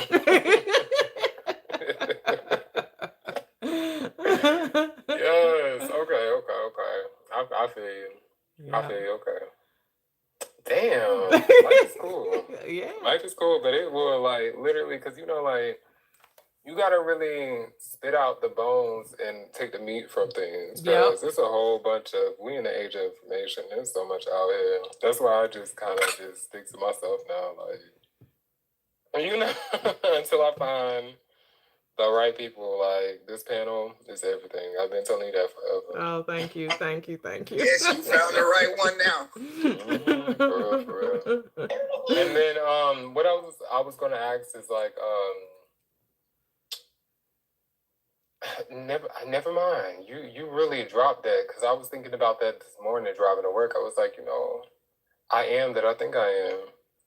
Period. Like, everything that I could see in front of me was always like, it was a word or thought before I seen it. Like, the car I'm driving, I look around my room and I'm like, damn, this is my mind right here. Like, these things that I got and I acquired are things that I thought that I wanted, and I'm just sitting in, my mind. Wow, right? That's what we need to be in awe of, right? It say the fear of God is the beginning of wisdom, to reverence, to honor, to be in awe of your own beingness. Yes. Your own amazingness. Celebrate you, honor you, honor the divinity in you. Yeah, man. And boy, when you start to do ruffle feathers, but it's all right. Yeah, that's okay. Hey. I'm cool with it. Hey, the acceptable time is now. It's the acceptable year of the Lord. The year of the I am is now. Okay. Appreciate you. Oh, definitely appreciate you as well. Thank you. Yes, thank you, YouTubers. Everyone that's here, new to the channel, enjoying the channel, make sure to hit that like button and that subscribe button. Thank you guys, all of you that are enjoying the conversation. If you want to join the conversation, you have to come over here to TikTok. That's where we take callers. Otherwise, you could just sit back, listen, and enjoy the ride. Just kicking it. I know what I was about to say as well. Okay, go ahead. I came to the conclusion in myself, like, me waking up to this, why would I not juice it? Like, why would I not live my life to the fullest? That part. And, it's kind of like you want to plan things out of what you want and all of this, and just arriving to this point. But I'm in the presence of just being present right now. Just like love it. Soaking it up. Love it. It make you wanna just, walk that walk for real, like, boy, what am I do today? Yes. What am I playing today? You feel me? Yes. Thank you guys. We have about 60 folks in here. Let's double tap the screen. I should be easily at 60K. With almost 60 folks in here, we should be easily at 60K, because tapping is clapping. Thank you so much. Hello, Shanter Rayford. How are you? You can unmute. Hey, how you doing? I'm doing great. How are you? Yeah, I'm doing well. Good. Good afternoon to everybody in the room. I hope your day is going wonderful. You're a very peculiar person, so your mindset is very interesting. So I'm just curious to know or try to understand, like, where do you get where do your thinking come from? Like, what type of experiences have you experienced to bring you to where you are mentally, to be able to have that type of mindset in the way that you speak about things that you speak about? I'm just curious. Yeah, reading and application. So, like, when I stumbled, because nothing's by accident, but when I was ready to receive this message, the message appeared, and then once I read it and studied it, I decided to test it, to prove it, and I got the necessary proof that I needed. I actually experienced what I'm talking about. So it's not theory for me. So, like, when I was telling the last caller, Sundry, about changing a conversation in your mind, I've actually done that. I've done it with my children. I've done it with relatives. I've actually done what I said. I've actually thought to myself, oh, I would like to experience this.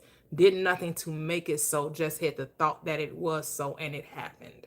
So I understand that when you make a decision, and the decision is key, which means you cannot be double-minded. You cannot make the decision then think in its opposite. You must remain faithful to the decision that you make. And then you will see in a way that you do not know at a time you least expect. Sometimes you can even say the time that you want.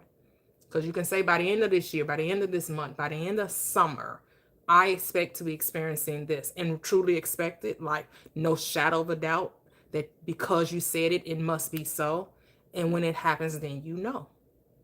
But you're only going to know through experience. You actually have to prove it to yourself. Okay, so would you say you are a spiritual being?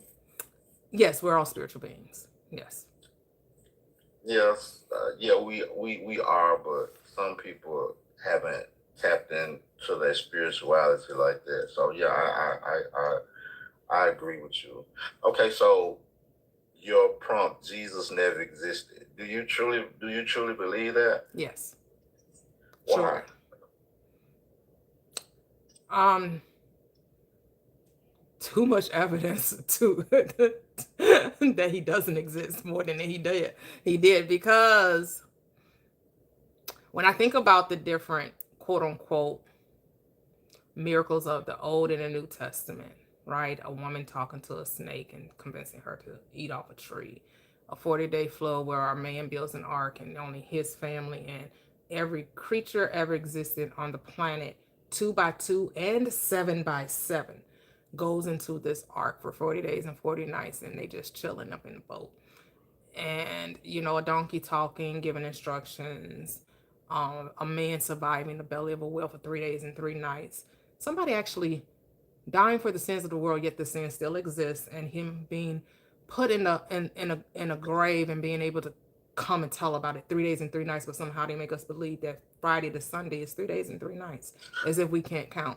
Just a lot of things. A person walking on water, like, and those things only happen in that Bible. They don't happen any other place other than the Bible. But see, when we do things on this third dimensional plane of reality, it's repeatable. Like, have you heard of the 4-minute mile? Before that ever happened, no one ever believed it could happen. But once it took one person to do it, then guess what? A lot of people follow suit. It took one person to create an airplane. And then what? We kept making airplanes, and we kept making better airplanes, and then better airplanes, and then better airplanes. We made a car, and then we kept making better cars and bigger cars and more expensive. Like, we do things on this plane, and they're repeatable. Not in that book. So then I have to ask myself, what is this book trying to tell me? Because clearly it's not trying to tell me about some, miracles that took place. It has to be a deeper message that it's wanting to share with me. And that was always a question for me. What is the Bible really saying? What is really going on? And then I got my answers. So then different people that saw the Bible from a different perspective saw it as a parable, saw it as allegory, saw it as symbolism, saw it not only as astronomy and astrology, neurology, biology, and most of all, psychology.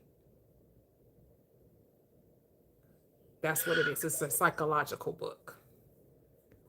I agree. I agree totally.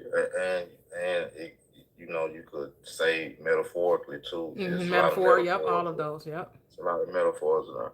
Okay, so my thing is, okay, I know Jesus existed. I mean, I'm not here to try to persuade anyone's level of thinking or anything like that. I'm very spiritual. My journey started when I was 27. So I'm 45 now. So I have studied a lot of our Black warrior scholars, from John Henry Clark to Dr. Ben to S.Y. Kwesi to the Bobby Hemmett, you understand, Phil Valentine. Okay.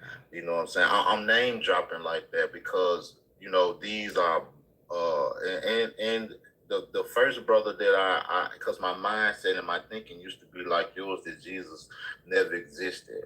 Nobody in the Bible was ever real. And I started with the brother Ray Hagens almost like 15 years ago. You know what I'm saying? And these are people that I study, like, and my mentality was like that for a long time. But I've always been spiritual though. So I had a pendulum moment. I came full circle. I picked up a book by happenstance. It was by a Hindu yogi, and the name of the book was called Man's Eternal Quest. And in the book, he had a chapter. It said Krishna and Christ, two avatars of the same truth. And when I read that chapter, my whole perspective changed and how I looked at religion to a certain extent. Like, I'm not religious at all. You know what I'm saying? Dr. John Henry Clark says that we should not dismiss the Bible or throw out the Bible, but we should learn from the Bible. You understand what I'm saying? And if I believe if a person has not studied etymology, which is the origin of words, then to read the Bible and without a strong concordance and a dictionary, then in my opinion, you really ain't reading the Bible or studying the Bible, because Greek and Hebrew have different meanings. The word have different meanings.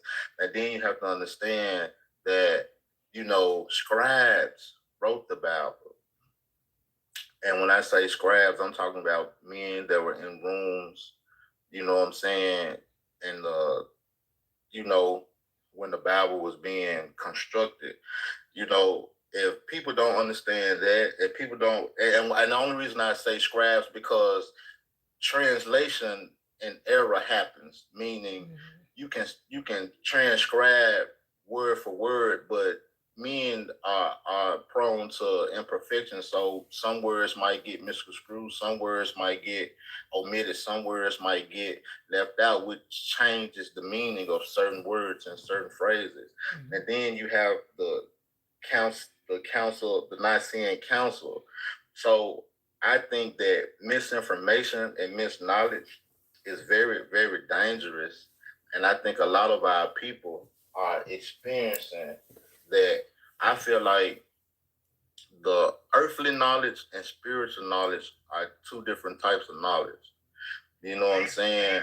I feel like the only way you can truly, truly tap in and get the truth of what is and what has been is if you experience it spiritually. So let me ask you this: have you traveled to other dimensions or encountered other beings besides yourself spiritually? What other beings do I need to experience other than myself?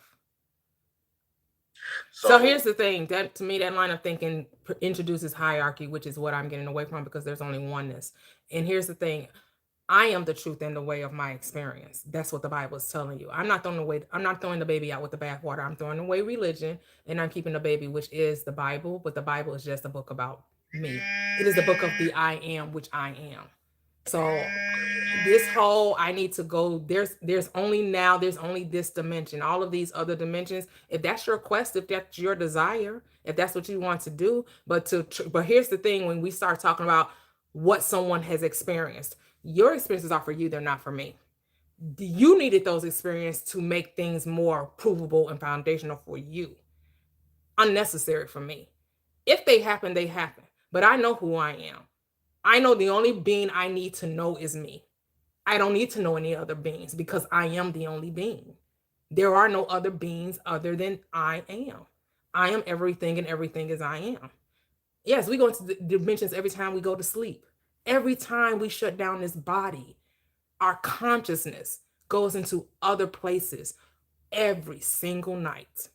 Some of us retain what happened, many of us don't.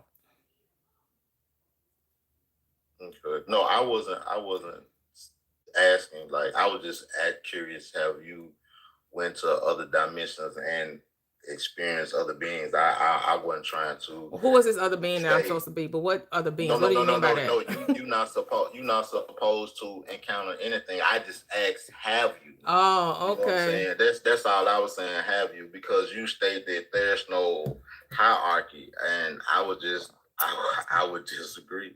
You Yeah, know what I'm most saying? people don't, It's because to me just that's holding on to religion. Then to me, spirit. That's why I don't see myself as a spiritual person. I don't see myself as a religious person. I am.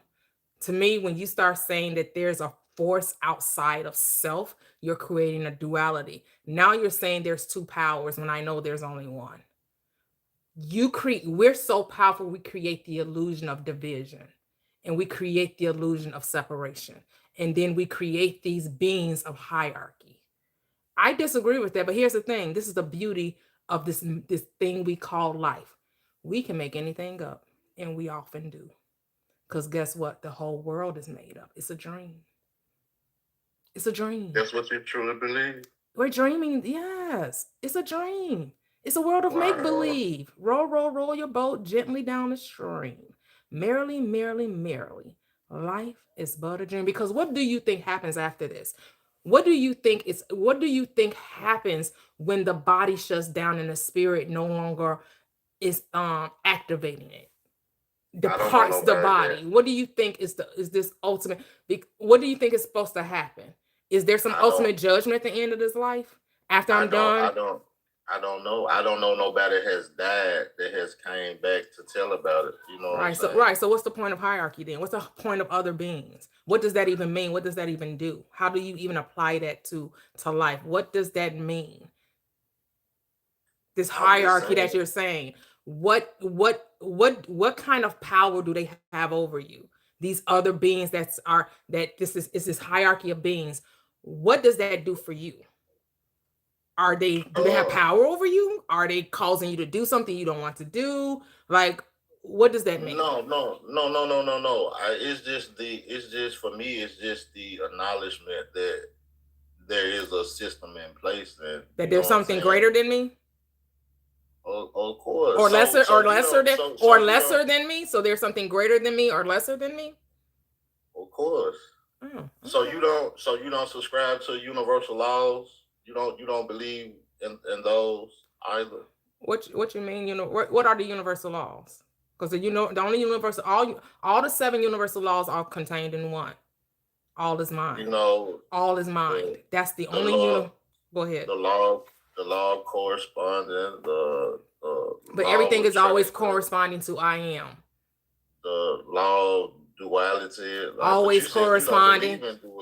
Always corresponding to I am. Yes, because that's the paradox. The polarity is the paradox. The duality is the paradox. It is the same thing. Everything is everything. There's no separation there. There's no division. So saying something hot or cold is still temperature. Wow. It doesn't change that it's temperature. You're just now trying to define the temperature by saying, oh, something is more warm or something is more cooler than the other thing. You tell me something height, someone's short, someone's tall. You're still describing height. Okay. It's still oneness. It's all one. So the universal law is talking about oneness. There's only one universal law, and that's I am. It's God. Everything is God, and all things are God. I am everything, and everything is I am. There's no separation.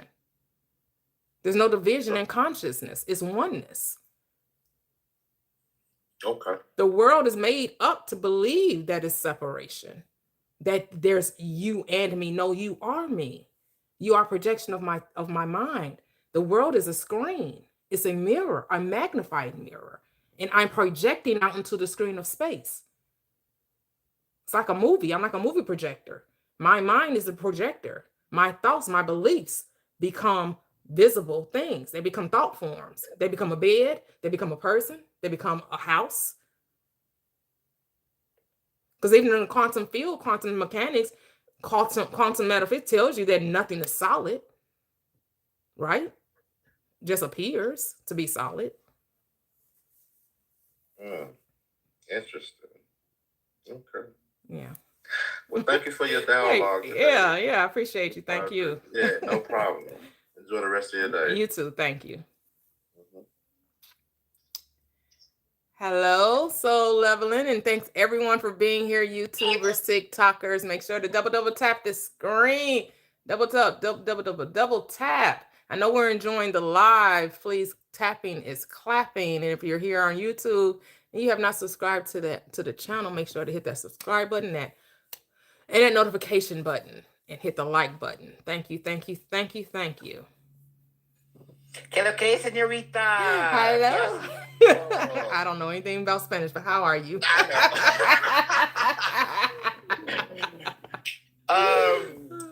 Just to piggyback on what Chantre was saying or whatever.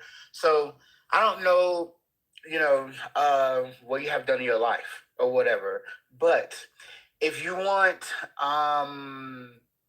physical, I guess, evidence or whatever, if you take psychedelics or whatever, one specifically that I like myself is called Wachuma.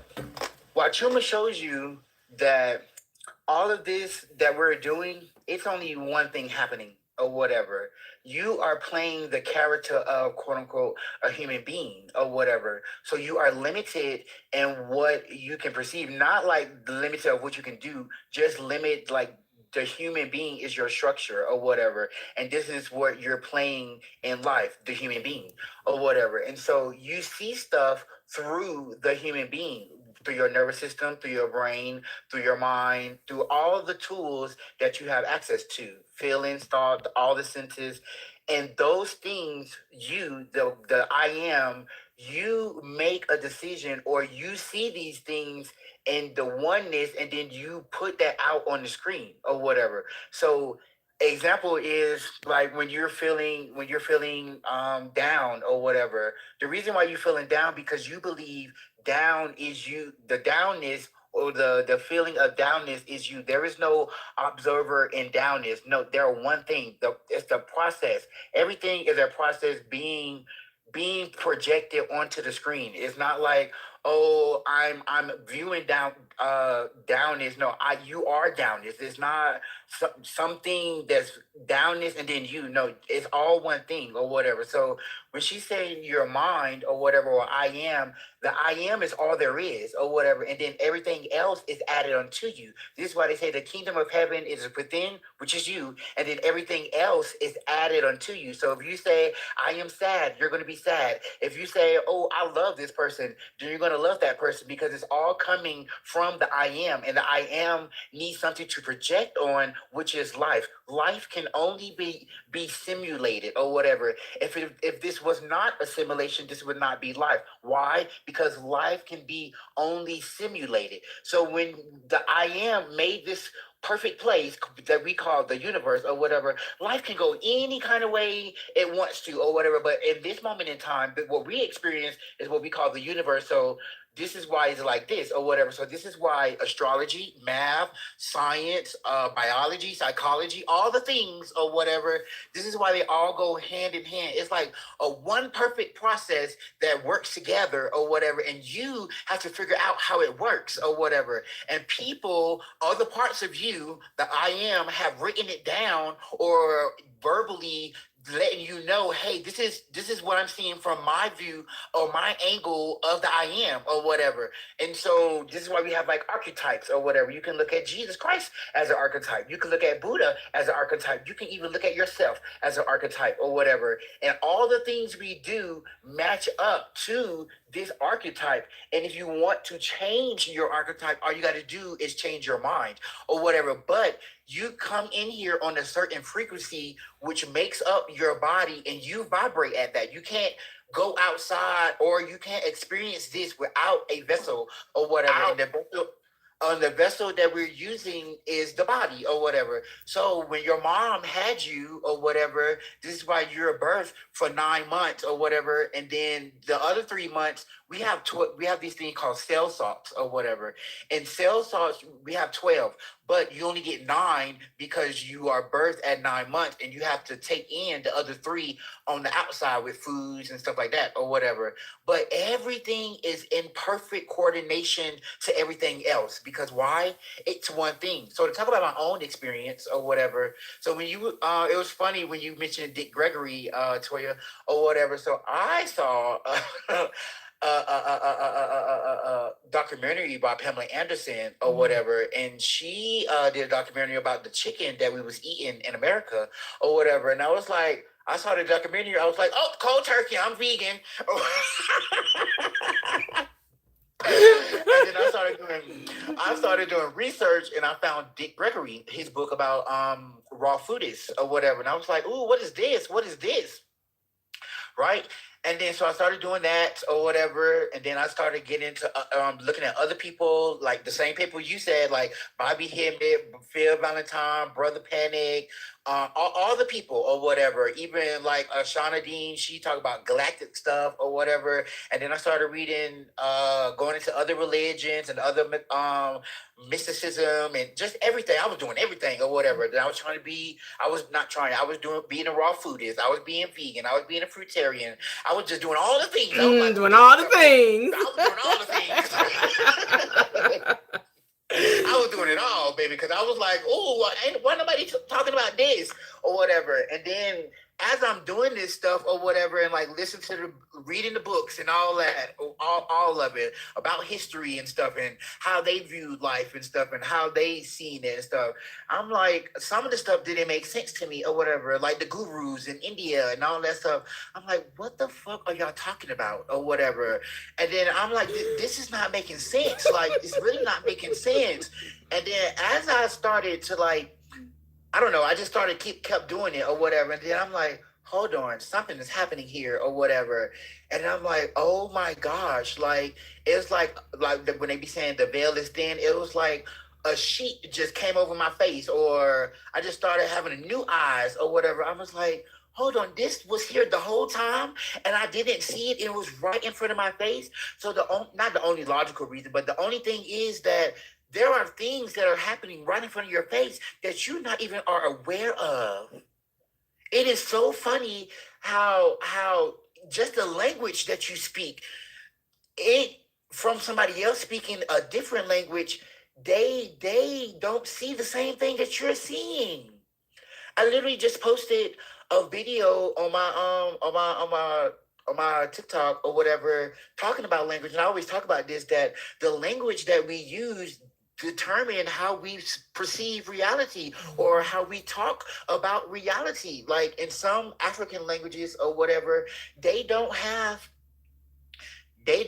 words for future or whatever. So think about that. How do you describe the future? And if I don't have a word for it, if I can't express it or whatever. But think about English. We have words for future, next month, next year, and and then we get stuck in that or whatever. Mm-hmm. Like we always in the future or whatever. Mm-hmm. But imagine if you didn't have words for future, you will always be in the present, or at least, close to it, because you wouldn't have the ideas or concepts about a future or whatever. So just in that alone, imagine how you're perceiving life and how they're perceiving life or whatever. It's two totally different things or whatever. So all this stuff that's like happening and that's history and the now, it's some wild stuff going on or whatever. And then I learned, I was like, okay, like me being vegan for like 5 years or 6 years or whatever, I just came to the conclusion 3 weeks ago.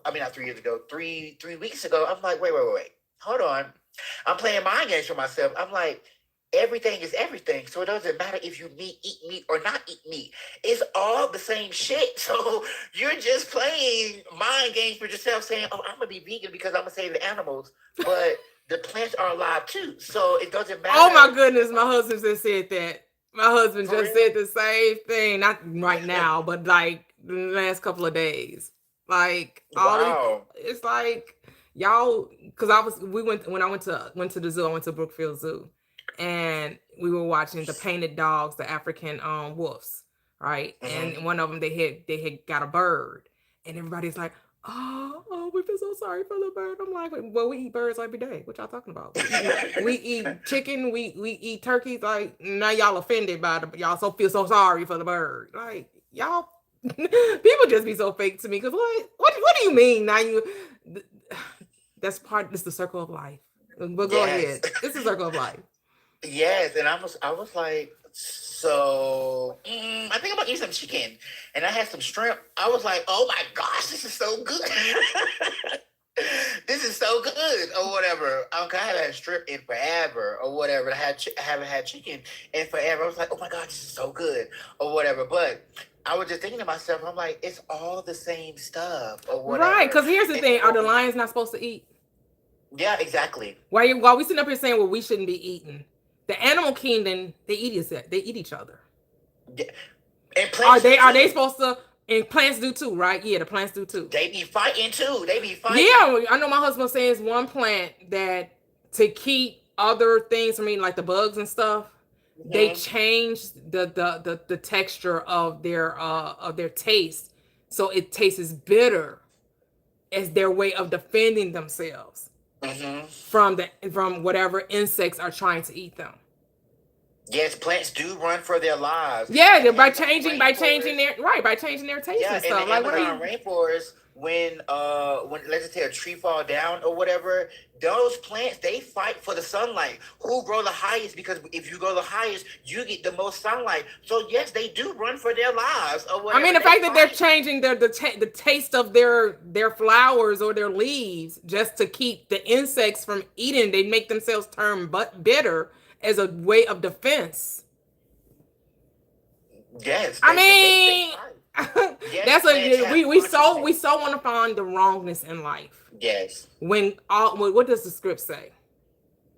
Everything God made was good. I get it though. I get it. Yeah.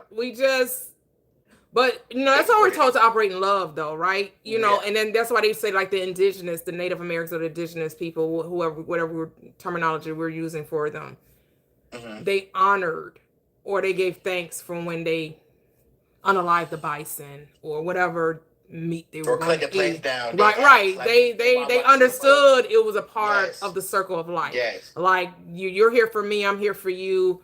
You are here so I can continue, and whoever brought whatever you ate that brought you and made you big and fat for me to enjoy, they were there for you. Like if they feasted on another animal, if they feasted on vegetation, it's all part of life. The ecosystem, as they say. Yes. It's all the same thing. Plants have consciousness or whatever. You go watch the fungi movie or the mushroom movie or whatever. Like, why do you think our brains do what it do when we eat mushrooms or whatever?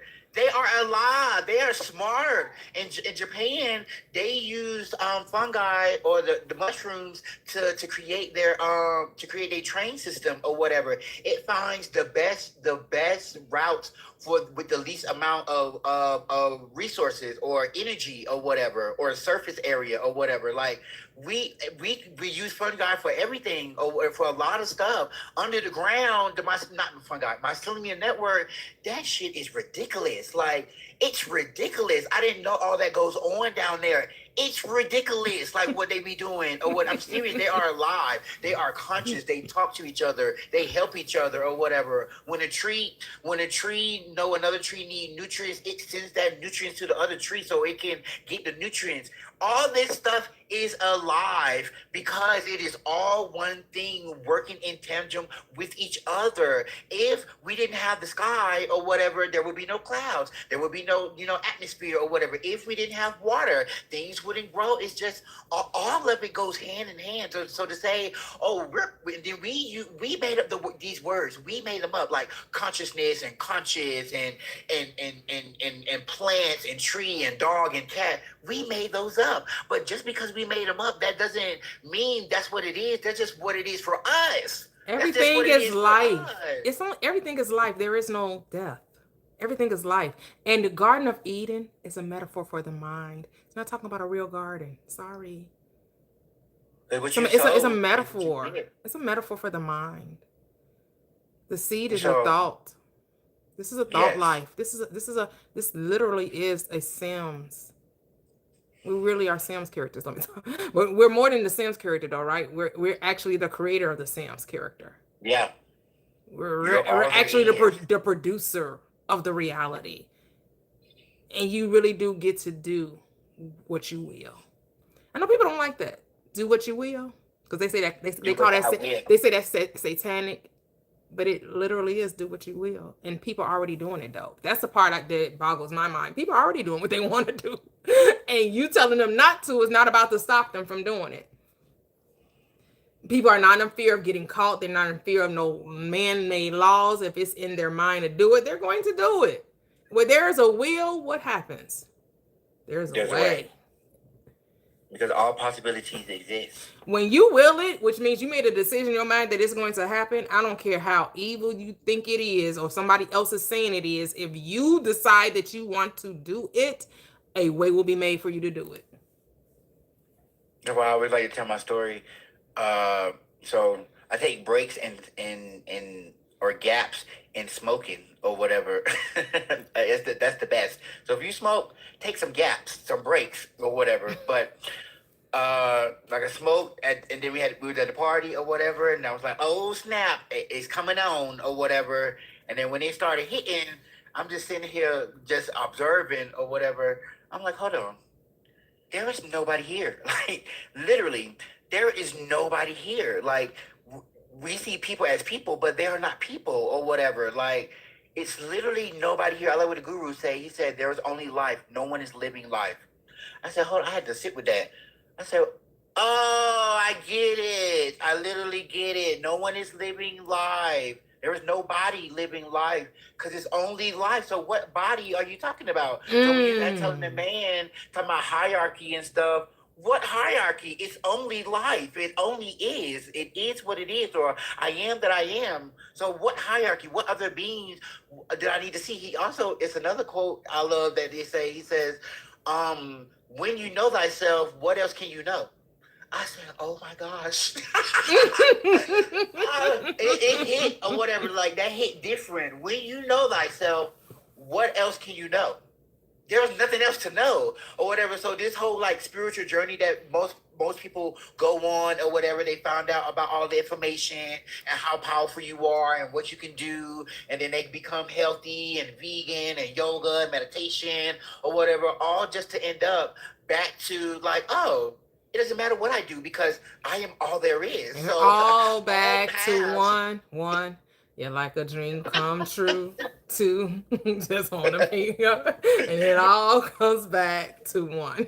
It always comes back to one. Yes, all paths lead to the same thing. That's why J.K. or Christian Morati, he says, there is no path. There is no one path for truth or whatever.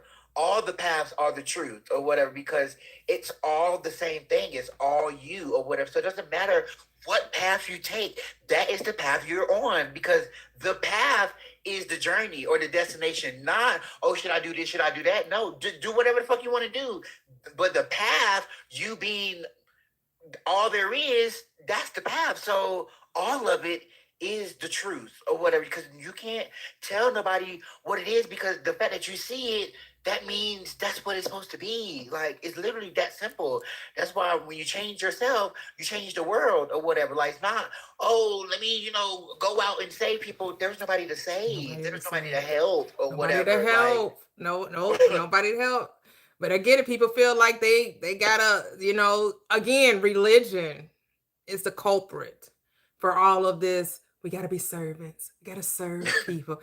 You, at the end of the day, you serving yourself. Because all these people claim to be servants. They want contribution. They want it to be transactional. They're not just doing it out of the goodness of their heart. All these people claiming, I'm just here to save you. I'm just here to help the people. No, you're here to help you. You're here to make a name for you're here to make a name for yourself. You want to see your light. You want to see your name in lights. You want to see somebody. You want an award. You want a pat on the back. You want to, because if you were just doing it for the sake of doing it, you wouldn't tell nobody. You will not let your left hand what your right hand was doing. But you're telling everybody. I'm going to tell everybody. This is my song. You can't wait to tell somebody how you gave $30 to a homeless person. You can't wait to tell somebody how you went and fed and served at the soup kitchen.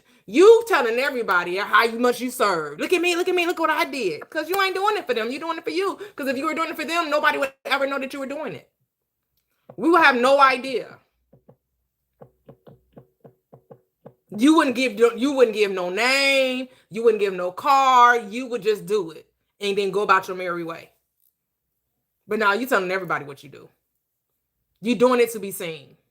And y'all, the fake humility is just like, the best thing you could do for somebody is to imagine that they don't need you. That's the best thing you could do, is to see them not needing your help. See them as independent, self-sufficient. So, Evan, we're going to see what Miss Nima has to say. You know, I always enjoy you. I always bring Thank you so much for sharing. Nima, are you there? Yes, I'm here. Hi, how are you? It's always good to be here. And hello to everyone on the panel. Good afternoon. Good afternoon. Yes. Oh my God. Today is so enlightening. I learned a lot. Sitting here listening to you, just make it plain, because I'm still coming into knowing myself, and I didn't have events happen in my life, and I'm like, oh my God, is these like magical? Am I going in and out of magical places and stuff? Because I'm like, wow, this is happening, that's happening, but I didn't know how it was happening. I thought it was Jesus and the whole thing like that. But then today I got the piece where this is the garden. My mind is the garden.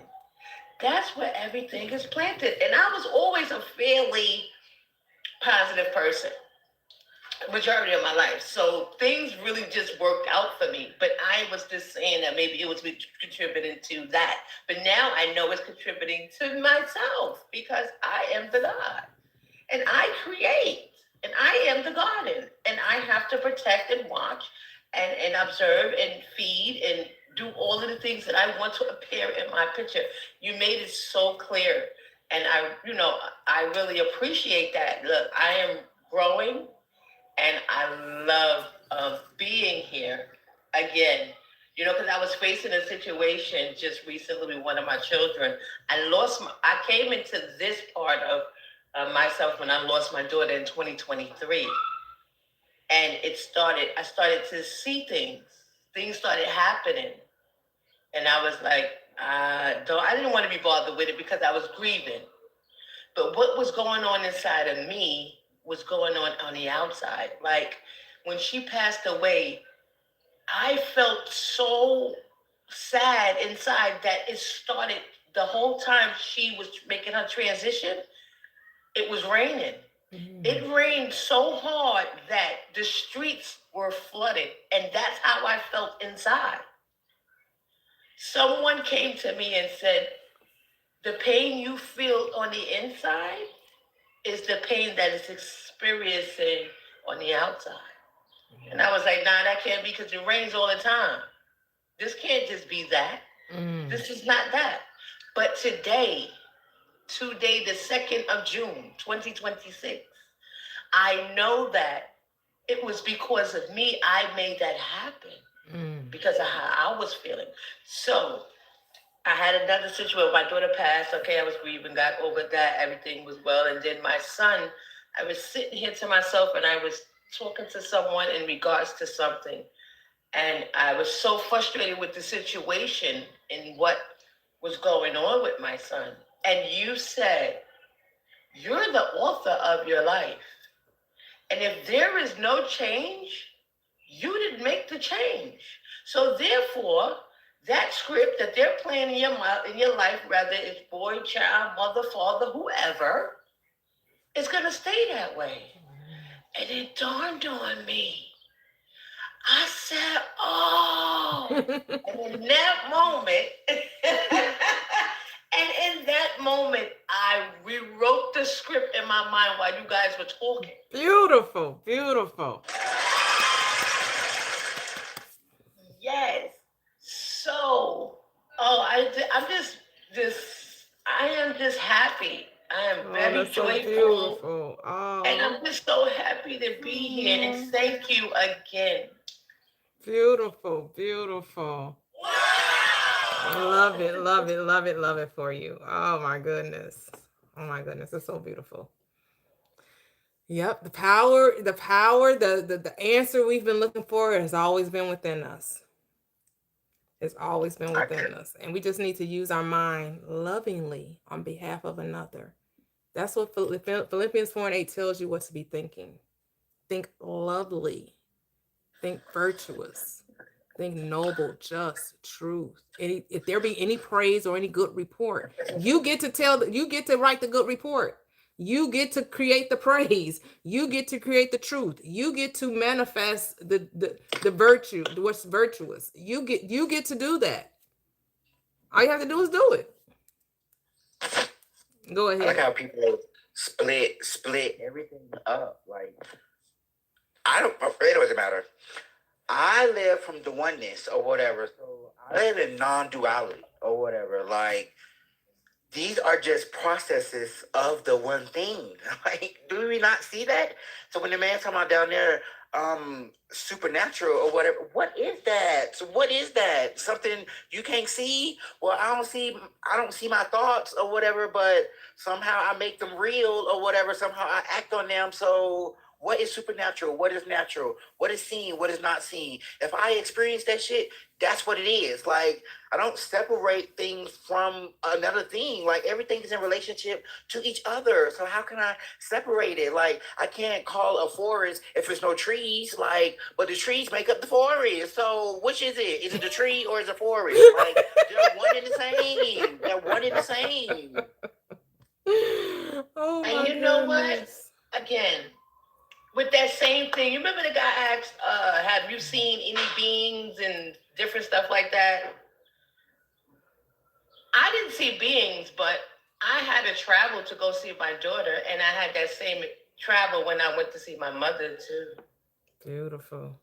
But people don't. I can't tell people that. I told my daughter and my sister that they believed me to a certain extent, but I know that I went. You're right. Mm-hmm. And I know that I saw because I wanted to have that experience. You feel me? But that was, and I, like you said, I woke up and I remembered everything that was in that dream. And that was mind-boggling. I'm telling you, ever since she went home, I've been having all of this stuff going on. I'm like, I did for real. Yep. But I know this is a part of my past, so I'm accepting it now. Beautiful. Yes. So beautiful. I ain't seen no other beings, but I saw my child. Okay. I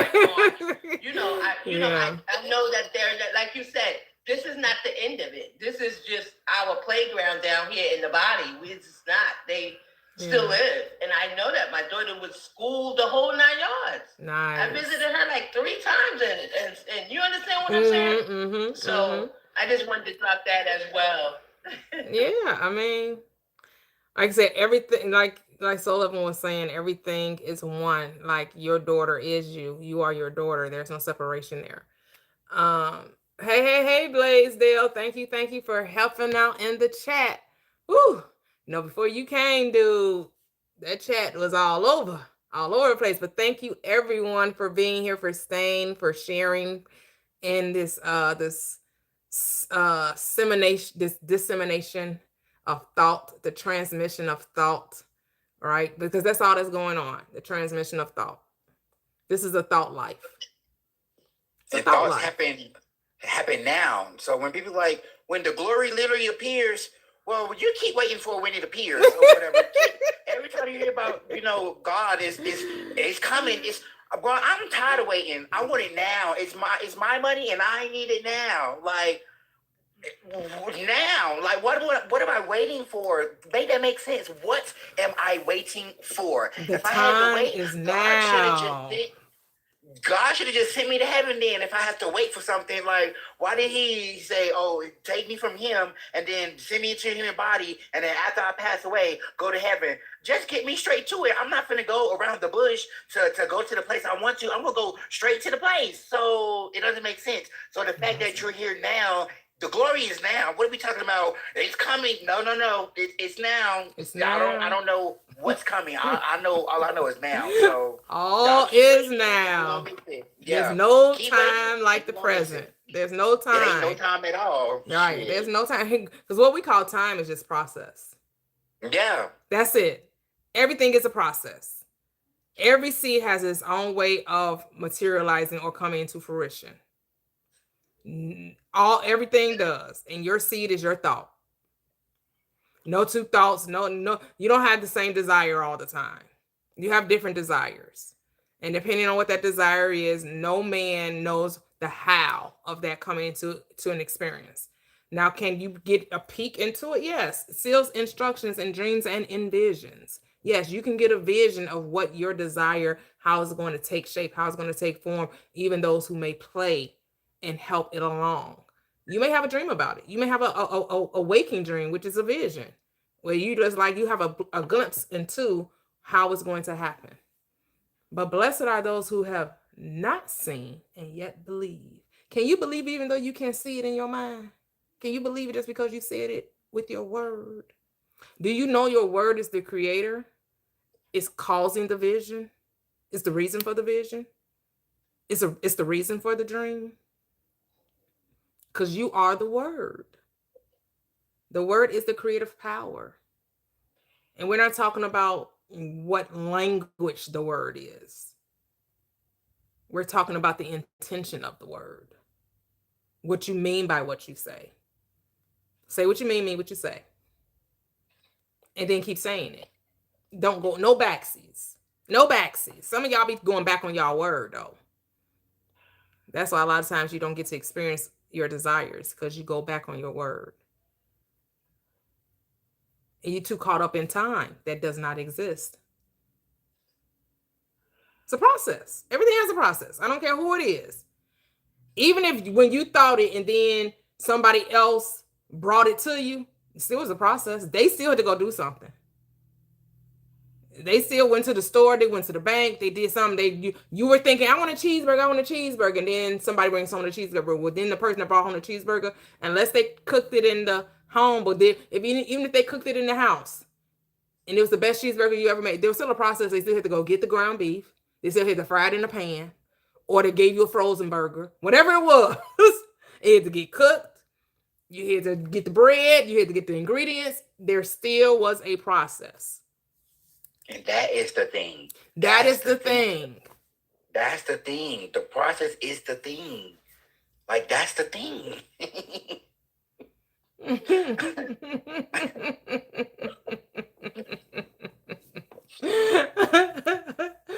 I mean, it's like, what's the thing? What do you want? You get to say it. We're to create. You are the manufacturer of this reality, your life. You are the manufacturer of your life.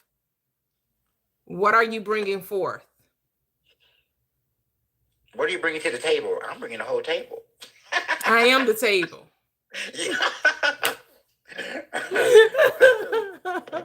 I am the feast.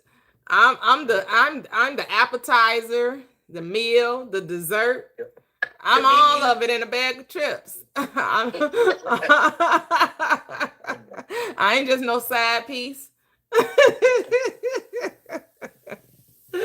Oh, but yeah, when you come to that realization, now it's time not to just talk about it. Now it's time to walk it.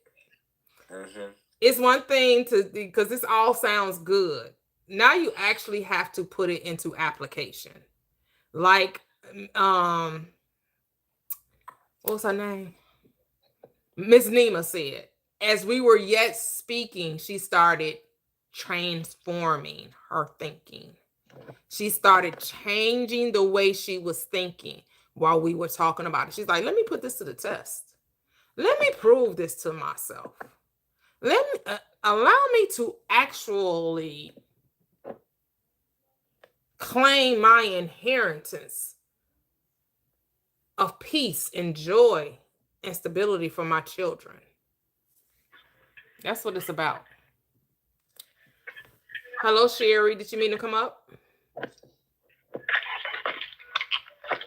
Is it Sherry or Cherie? Hello, are you there? Then that's on Jesus. Hello. I don't think they meant to come up.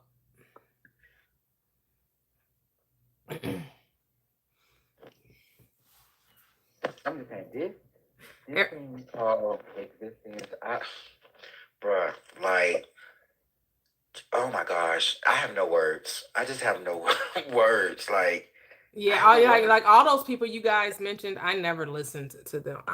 Like I was aware of them, Henri Clark and Bobby Hammond, and the only one I listened to was C. What's his name? C. Freeman L. or Freeman C. L. What's his name? He's the only one I listen to.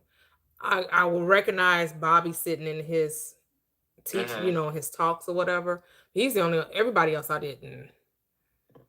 I tried to listen to Bobby. I tried to listen to Valentine. It didn't resonate with me. So I was like, oh, this is not for me. I was like, this is not for me. That's how I feel about this guy named Seven Bromar or whatever. When I was first starting off, I'm like, you're saying a lot of stuff, but it's not hitting. Like, it's not doing it for me. Yeah, I was like, that's not my path. It's somebody's path. It's just not my path. Because once when I was studying Neville Goddard, Dr. Joseph Murphy, listening to Reverend Ike, and they're telling me my thoughts are the creator, and there's only God. Then where do I get other beings from? Where is these other secondary powers coming from? It would have to be a creation of my own mind. Mm-hmm. So for me, there's no hierarchy in consciousness. Here's the thing. I know why we create the secondary power, because it's no different than religion. Accountability is the hardest pill to swallow for a lot of people. And we need a scapegoat. And so what do? We create other powers. We say, oh, it wasn't me that did it. It was a devil that possessed me. Oh, it wasn't me that did it. It was the archons. Oh, it wasn't me that did it. It was these other hierarchical beings. No, it was the Anunnaki. It was Anil, whatever these names are. It was somebody else. It was never, no, it was you. You were the one thinking it. You, and whether you were aware of it or not, it all begins and ends with you, because you are the Alpha and the Omega. You are the first and the last. You are the beginning and the end of everything that's happening in your experience. Being on these lives, I hear like Christian stories or whatever. It's always, I'm not gonna say always, but a lot of them, from the ones I heard, it's always, I was not doing right in my life, or I was down and bad or whatever, and praying, and then Jesus Christ came to my life, and then you ask them, did you go to church or whatever? They say yes, and I say that's or any other place that was not Christianity, you would have manufactured a different being than Jesus Christ. Yep. You kind of fading out there. You're fading out. Who, me? Yeah. Oh, what the last part you heard? If you were born somewhere else, you would have manifested somebody else other than Jesus Christ. Yeah, that was all. Oh, okay.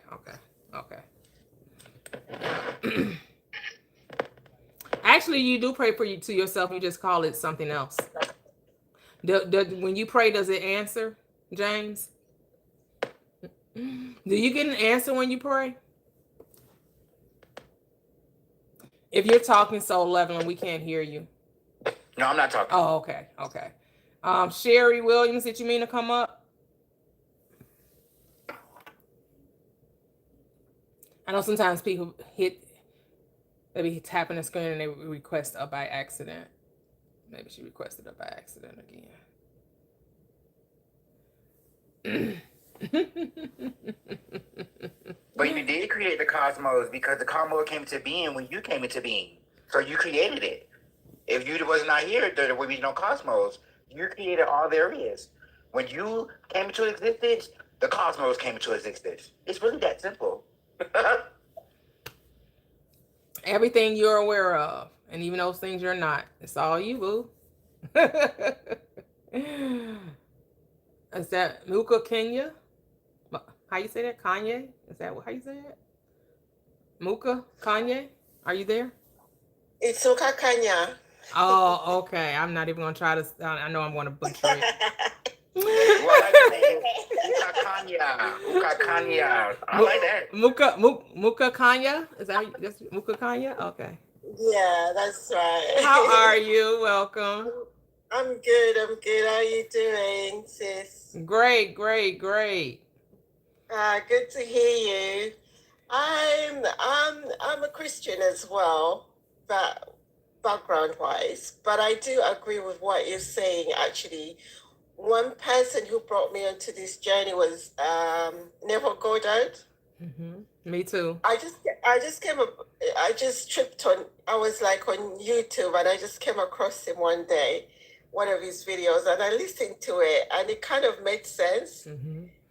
Because I was reading my Bible most of the time, and it made sense to me. So you're so right when you say that we're always trying to divide ourselves into different beings, into different entities. We're always saying that it's this or it's that.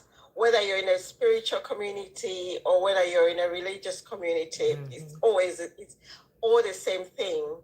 Yeah. There is no difference. No difference. I agree. We tie ourselves in knots when we leave religion and come into spirituality. We're in the same illusion. We're just like we've just moved from the right hand to the left hand, or from the right side to the left side. That's what I said. Yep. We're still deluded. Mm-hmm. Do you see what I mean? Yeah. And when you try to explain it to people, they're like they don't get it. They're always the people are still hooked on our ancestors, hooked on Jesus, hooked on devils, everything, angels. Yeah. You know, and it's really hard for us to just believe that we are all there is. I know these religious books. Actually, I'm more familiar with the Bible. That's the message. But we don't get it. We're not there yet. Most of us are not there yet. And the thing is, there's nowhere to get to, though. There's nowhere to get to. I know. It's like self-realization. You just sit there and recognize what you are. Yeah. It's the hardest thing, and it's like a thin line. It's a thin line. From where you are to where you want to be. That's like what they say. It's a thin line between love and hate.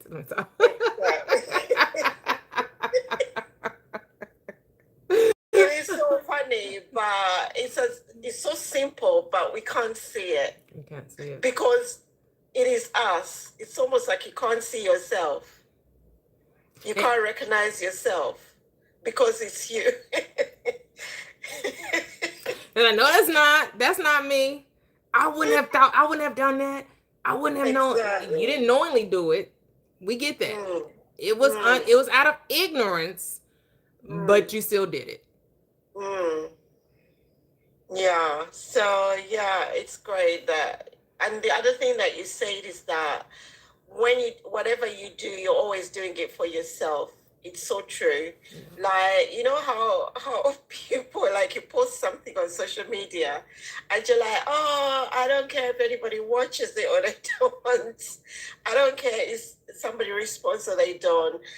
But you do. You're like, you're almost like, if you're doing it for other people, you're like, I'm just posting it for somebody else. But you're right. It's like, if you were posting it, if it wasn't for you, you wouldn't be posting it. Right. It should only be for you, right? I mean, it's cool if you get with however many views you get, but at the end of the day, are you not doing it because you want to? Regardless is it because you want the views, or it's because you want the engagement, or it's because whatever the reason is, at the end of the day, it's because you wanted to do it. You want the engagement. Yeah, you wanted to do it. It was a choice that you were doing it for you. Whatever excuse you're giving in yourself. It's for you. It's for you. Yeah. It's okay. Life is a selfish act. Life is a selfish act. As much as we want to say that it's selfless, no one does everything is selfish. Everything is. Everything we do is for selfish means. I had to learn that. It's hard to put everybody first. I used to put everybody first. Not no more. I'm quick to say no now. Because I came to the conclusion, if there's no me, how can I give anything? Like, no. So selfish is not being stingy or no. You have to put yourself first. Because if it's on you, how can you do anything? Because everything goes through you, doesn't it? Exactly. The other person anyway. Yep. It has to go through you. Yeah. And then and this is how you recognize that all is mind, is when you stop trying to add other people into the equation. When you just live in the end, and then people come and play their part if it's necessary for people to come play their part. But you never have to go ask another for anything. You just tell God, which is your mind. You said, what would I like today? And either you're going to feel inspired, as people love to say, inspired action, where every action is inspired action because you're spirit. So are you kidding me? Every action is done based on your assumptions about your life. So if you assume that the thing you desire you already have, every action you take is based on that assumption. On that assumption. There is no other. There is no other. And so when you say, oh, I would like this or what have you, either someone's going to come play the part and bring it to you, or you're going to be moved into that direction. Like you're going to be compelled to be brought into the experience with it. But the thing is, you're not supposed to worry about how it comes to you. You're just supposed to just say that you gave the command and then let the thing be. That's the part people don't like letting it be. No, they're like, hold up, wait a minute. How do I make this happen? Like we like the struggle. You don't make anything happen. None of us makes anything happen. There's no different as we don't make our heartbeats, right? We don't make our lungs go in and out. We don't make, we have nothing to do with the systems of the body. Right. They do what they do based on what? Consciousness. Now you can interrupt the flow. You can plug up the channel. How do you plug up that channel? You can stop breathing. With your thinking? No, like people that they say they get heart attacks, and somebody everybody say you don't get a heart attack. Your heart wasn't attacking you or attacking your heart. The other way around. The other way around, right? Still your thinking. You interrupt the flow with your thinking. You stop operating in the flow state. You start what? Complaining, worrying, competing, comparing, doubting, worrying, frustration. That interrupts the flow. That causes stoppage. Right. You're interrupting the channel. Move out the way. Move out the way. Which means what? Get relaxed. Just chill. Just chill. But when you say that, but people are like, aren't you just being lazy? No such thing as lazy. What does that even mean? Like you're not doing anything.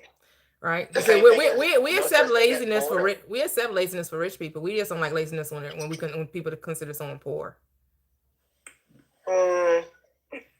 See, when you're rich and you do nothing, it's a life of leisure. Leisure, yeah, exactly. But when you're considered poor and you do nothing, you're considered lazy. It's the same. What?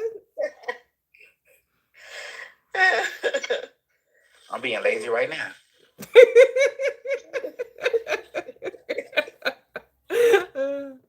I've been lazy for a whole year.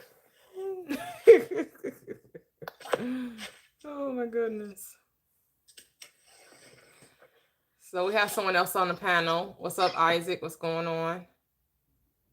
So, Did you have something to say? I just wanted to ask, what makes you believe that Jesus never existed? Do you think Jesus was more, or like, quote unquote, Christ? Do you think Christ is more like a consciousness, or do you think it's just? Yes. Christ is the awakened mind. Yes. All right. Do you believe a lot of what was written in the Bible is true? Like, do you think? Well, I mean, despite the Bible being rewritten numerous times, do you think the book itself has some truth to it? Yes, the Bible is true psychologically, not historically. I agree.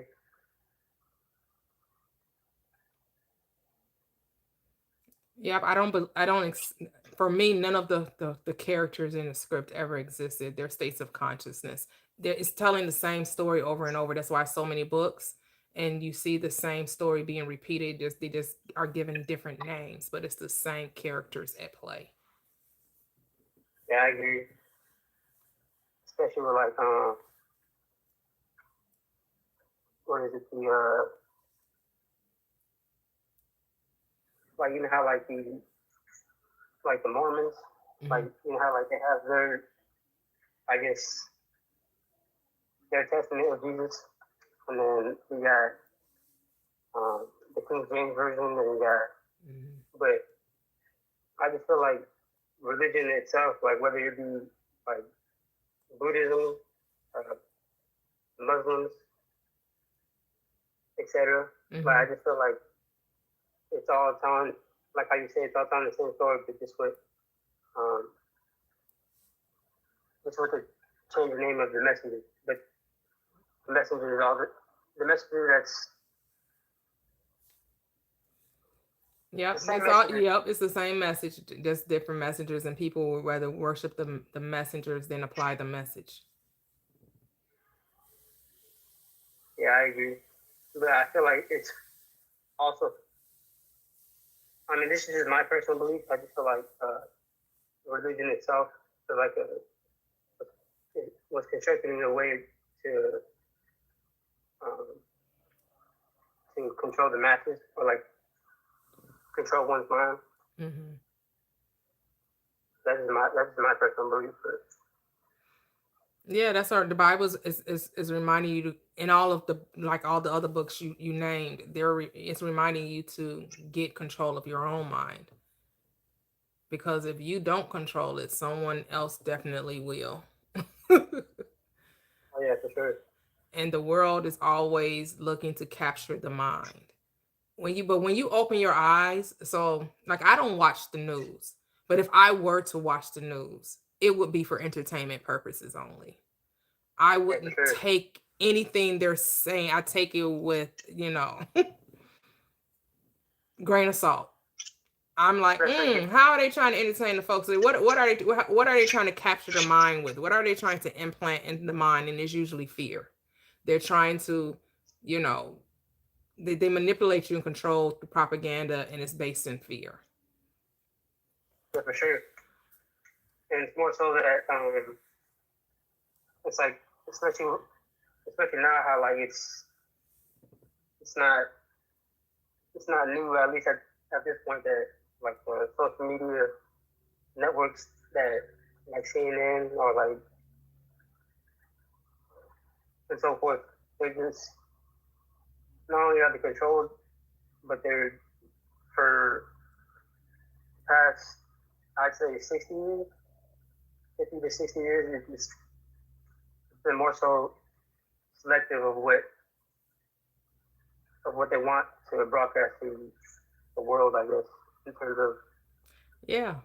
And a lot of these networks, they're not a factual news outlet. They are contracted to be entertainment, like Fox News.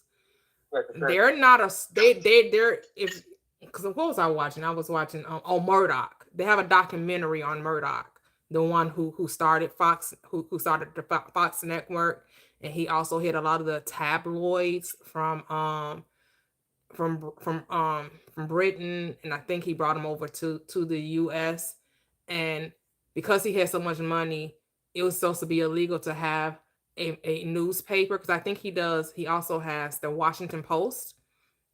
So he was, it was supposed to be illegal to have a news outlet and a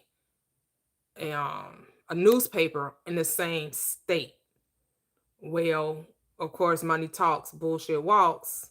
He got them to change it because he has a lot of money. And he did his network, his Fox News, based on his tabloids. And he found a gap in the news outlets, is that a lot of the other networks were left leaning.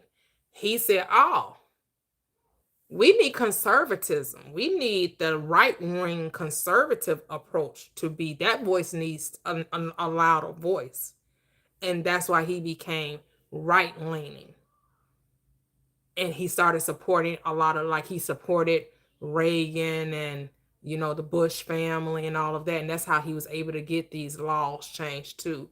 So he could, and so saying that to say, when you understand that all is mind and none of these laws work, and because we as a society have decided that money is the power, that when you have enough of it, you get to write the laws.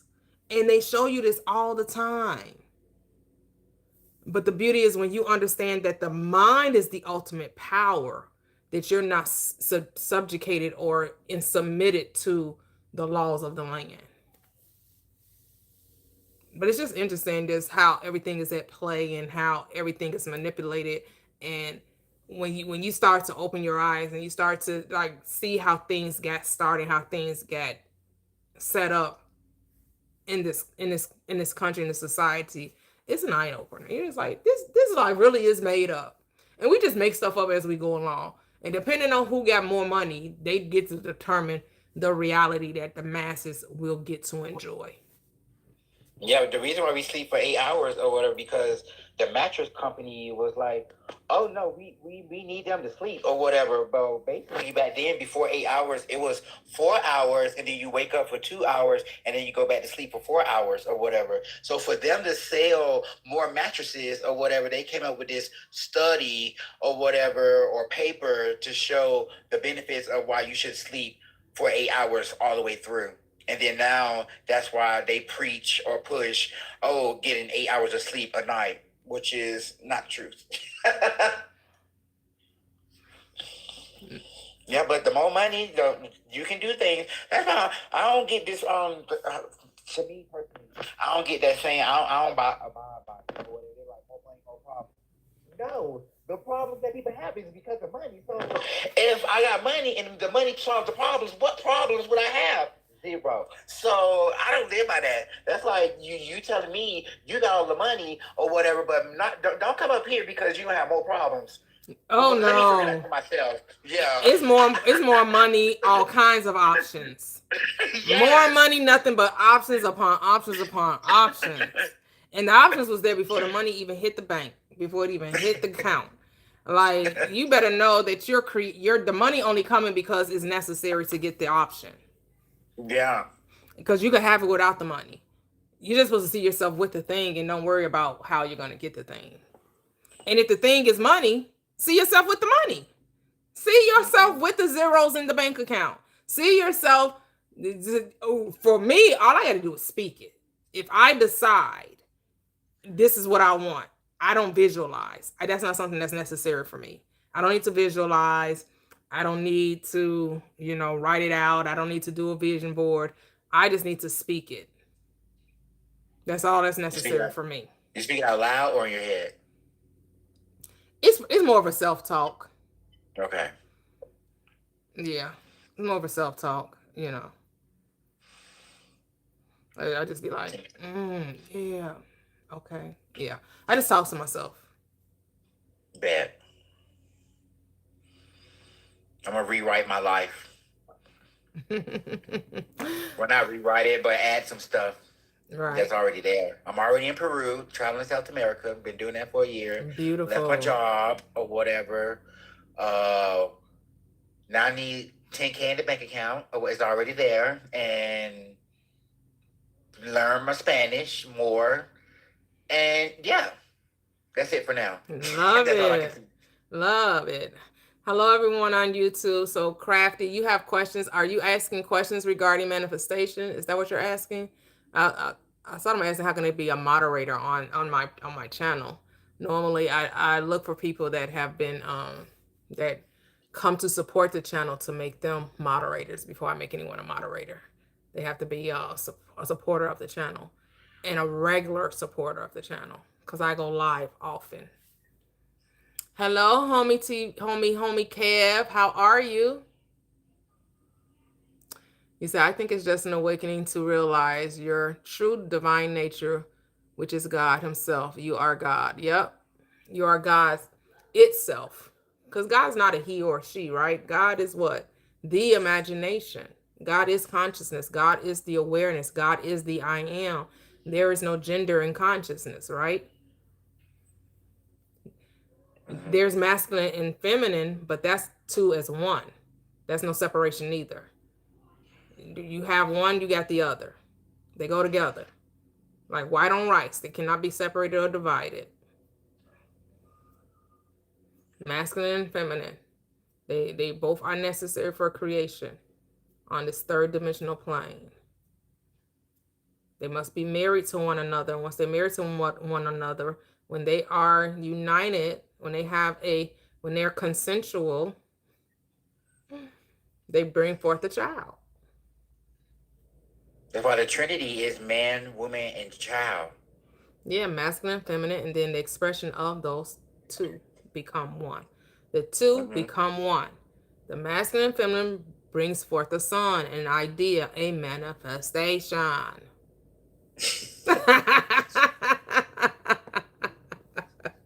And then I bought this book. That talks about the Bible. When we got on TikTok or whatever, like a couple of years ago or whatever. I forgot his name or whatever, but it shows you the metaphysics of the Bible or whatever. And I said, oh my gosh. And then you find out people like Bill Donahue and Jordan Maxwell or whatever, and how they talk about the Bible. I'm like, what the hell is this or whatever. Then I started reading like the history on the Bible or whatever, like Dionysius or whatever, who had to put the Bible in a certain way so he wouldn't be unalived or whatever, but still on the metaphysics side of it or whatever. I'm like, wow, this is some cool stuff or whatever. But then when you go to church or whatever, or you try to explain these concepts, people have no idea what you're talking about because you're looking at on the surface level or whatever. But if you look at it on other different levels, you'll see what they're referencing or whatever. Like you be saying, can you talk to a snake today? No. Can you talk to a donkey? No. Do a burning bush just happens out of nowhere? No. Like none of that's happening. So it gotta mean something else or whatever. And then when you add up other ideologies and religions or whatever, you seeing that they're talking about the same thing or whatever, just in a different way. I'm like, oh, this is cool. Whoever came up with this system, which I know itself, is a genius. Is a genius. The fact that consciousness allows itself to not necessarily trick itself, but put itself in an illusion is genius. It's godlike or whatever. And then I just found out the reason why we dream or whatever is because on the 3D or whatever, in our waking state or whatever, we do the same thing over and over or whatever. So it's like it's ingrained in us. But dreams allow you to experience something new, and you can apply those dreams to the waking state to see something new. I was like, oh my gosh. I was like, so really we dream to renew our mind, to see different aspects of life itself. Because if we didn't, we would be doing the same thing over and over and over again, and we wouldn't be, not saying we wouldn't, but a lot of people wouldn't be able to see what is possible. That's why we have dreams, to feel like, oh, this is possible, and then you come back to the waking state and be like, oh, I can do that or whatever because I dreamt that. Like, see, I was like, wow. Unfortunately, a lot of people don't remember their dreams, or they're so caught up in the waking dream, they forget the night dream. Oh my goodness! Why was someone on YouTube pretending not to be a Christian? Okay, well, actually, I'm a Christian. I was just coming here trying to check it out. The same person that was asking how can I be moderator was talking about some. Oh, I'm actually a Christian, and I just wanted to see what this was about, and I'll be praying. Praying for who? Exactly. And why you had to pretend to not be a Christian to find out what we were talking about? Unnecessary. Let's ask the question. Unnecessary. I'm confused. That's what I'm saying. Obviously, they were confused too. Cause what? Like, Christians are so. I mean, I'm not gonna say all Christians, but that particular lady was like, "Girl, oh, you thought just because you asked to be a moderator, I was just gonna be like, okay, yeah, you want to be a moderator? Here you go. No, boo, that ain't how that works. I don't know you. Never seen you in my life before. Right. I've never seen you in my life before. And you come in and tell me some, usually when people have to ask, it's something to it. Like people be in the chat, can I come up? Can I come up? You just put in a request. And then I will see you put in a request. You don't have to ask 3-4 times. What are you trying to do? What's the problem? Yeah. Why are you itching to come up? But I think I'm gonna get ready to go, and I gotta go make my grandson some lunch. So What you gonna make? I have no idea. He's very finicky. He don't have many options. He only 8 years old, so he's very limited in his choices. We let him eat whatever he wants to eat. He probably gonna ask for some boiled eggs or something. I'm gonna make some quinoa. What's that? A quinoa, avocado, sweet potato, and Swiss chard or whatever. Okay. With some what's that? Bell peppers. Yeah. You still vegan? For the past for the past couple of days or week or whatever, I haven't been eating meat or whatever. Okay. So I just when I want to eat some meat or whatever, you do it. Go out or you do it. Yeah. I'll eat or whatever. Okay. You're not being strict with it. I know a few years back. This is before the awakening started. I watched that What the Health. Oh yeah. I went vegan for about a year. It lasted for about a year. I did it for about a year, and I was like, I'm about to live life. I like meat, so I'm not even finna condemn myself. I'm gonna eat, drink, and be merry, as the Bible says. Yeah. I'm gonna eat, drink, and be merry. When I go out, and as long as it's chicken or fish, I'll eat it or whatever. Mm-hmm. But that's it for me. Or whatever. Yeah. Okay. Yeah. So, but as far as like me cooking it myself or whatever, not really. But if I go out, I'll eat it. Oh, okay. Yeah, I mean, hey, you just got to decide what life is. I mean, it's because we have been so, if everything is everything, how can something be harmful? If everything is God, why do we make things be wrong? Yeah. But that's because that's the deconstruction that has to be done, right? Because we think the Bible is a literal book. And so when the Bible talks about a diet and a Daniel fast, do you not know fasting in the Bible is still mind? It's talking about fasting for negative thoughts. It has nothing to do with what you physically do because the physical isn't real. The only thing that is real is your mind. But because we have been conditioned to accepting that everything is real, that's the transformation that got to take place. You have to allow the caterpillar to become the butterfly. So you have to let go of the old state, which means nothing can harm you unless you say it can. Nothing is wrong for you unless you say it is. I don't know if you ever listened to Dr. Joseph Murphy, and he would talk about all of the different places he would visit all over the world, and said he would meet people that were centurions. Is that how you say it? That were over 100 years old. And he was saying he met a woman who would get up every morning and drink vodka and smoke cigarettes. Yeah. And she's 105 years old. They Yes. he's talking about the different people he's met all over the world, and they didn't subscribe to the fear mongering that goes on over in the West. Like, our country is the most fear-based society probably known to man. Because That's how you sell? everything they sell is based in fear, right? We Yes. sell we sell alarms for our home and our car because we're so worried about somebody gonna take it. That we sell, protection of our intellectual property, whether it's our social security number or our bank accounts. Right? Everything is to protect you. Firearms, everything is something's out to get you. Yeah. Something's out to get you, and you need to protect yourself. Or the meds that they put out there. Yep. They'll put the benefits on one side and 100 side effects. So you're taking this medicine with a double mind. You're like, it's good for me, but it's going to harm me at the same time. So, of course, it's going to harm you.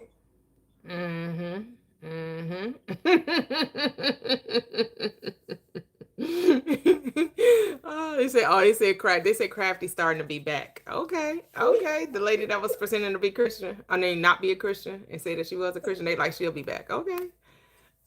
Yeah. I know you're finna go. My whole message to the people that's watching it live: this is your life. Like, I'm telling you, it's your life. Like, don't worry about what's going on in the world. A lot stuff is always going to be going on in the world, whether you quote unquote agree to or not agree to. Who cares? Stuff is always going to be going on or whatever. So, do you live your life to the best of how you see it, or don't? I can't tell you what to do or whatever. But do you? I'm telling you, and live it up or whatever. Like, or don't. But still, do whatever option you see in. That's it. Just do you. Yeah. It's your time. It's your time. Yeah. If you can get your mind off somebody else's backyard, if you stop looking at over the fence at other people's grass growing, you will recognize if you focus on your yard, your grass will grow too. You will get a lush garden. Beautiful things will begin to sprout. But you're not taking care of your lawn because you're too busy looking at the next person. You're too busy worried about how somebody else is driving their car, mowing their lawn, keeping their house. You all in somebody else's Kool-Aid and don't know what flavor it is. You digging in somebody's mustard and you can't catch up. Mind your business. Mind your business. And then your business will flourish. I'm telling you, when you just go within, focus on self, get your mind right, get your life right. But like Soul Lebanon said, you got a choice. You don't have to do it. You can keep doing you. Keep living the life that you've been living. If it ain't broke, don't fix it, as they say. But if you are struggling through life, if it's hard to get out of bed, if it's hard to face the day, if it's hard to look yourself in the mirror, if you're looking at everything else going on and you refuse to look at you, nothing's going to change. But if you're ready for it to change, you have to do like Michael Jackson said. I'm starting with the man in the mirror, and I'm asking him to change his ways. And no message could have been any clearer.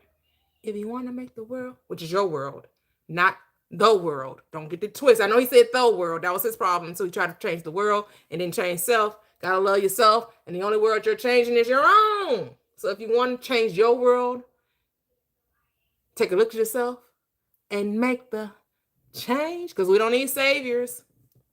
The world don't need saviors. Ain't nobody come to save you, boo. You gotta do you. Only you can change you. You don't have the power to change. If you can't change you, why the heck do you think you can change somebody else? Doesn't happen. If you can't work on you and get your ish together, but you want to sit up here and preach about how but God ain't changed your life. God hasn't changed your life. So what example are you of this God can change things when he hasn't changed anything for you? That's what I mean. And some Christians, especially in the Black church, you'll be like, if the God can change so much, why are you still in the same place you was 10 years ago? Why are you still in the same place you was in 5 years ago? Why is your marriage all helter skelter and you Jekyll and Hyde all the doggone time?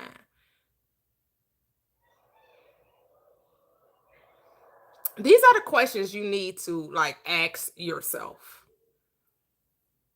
Like, if nothing has changed and life is just a total struggle, and that in the consolation prize for serving a God that life is just going to be, bogged down with struggle, and the mansion you can get now, you have to wait to get after you die. That ain't a great consolation prize. I'm just, because you can have heaven, you can have a mansion here. You ain't got to die to get it. But hey, it's your life. You get to do it. None of my business. As I said, mind my business. That ain't none of my business. If you want to wait to get your mansion in the sky in a sweet by and by with your streets paved with gold, do you?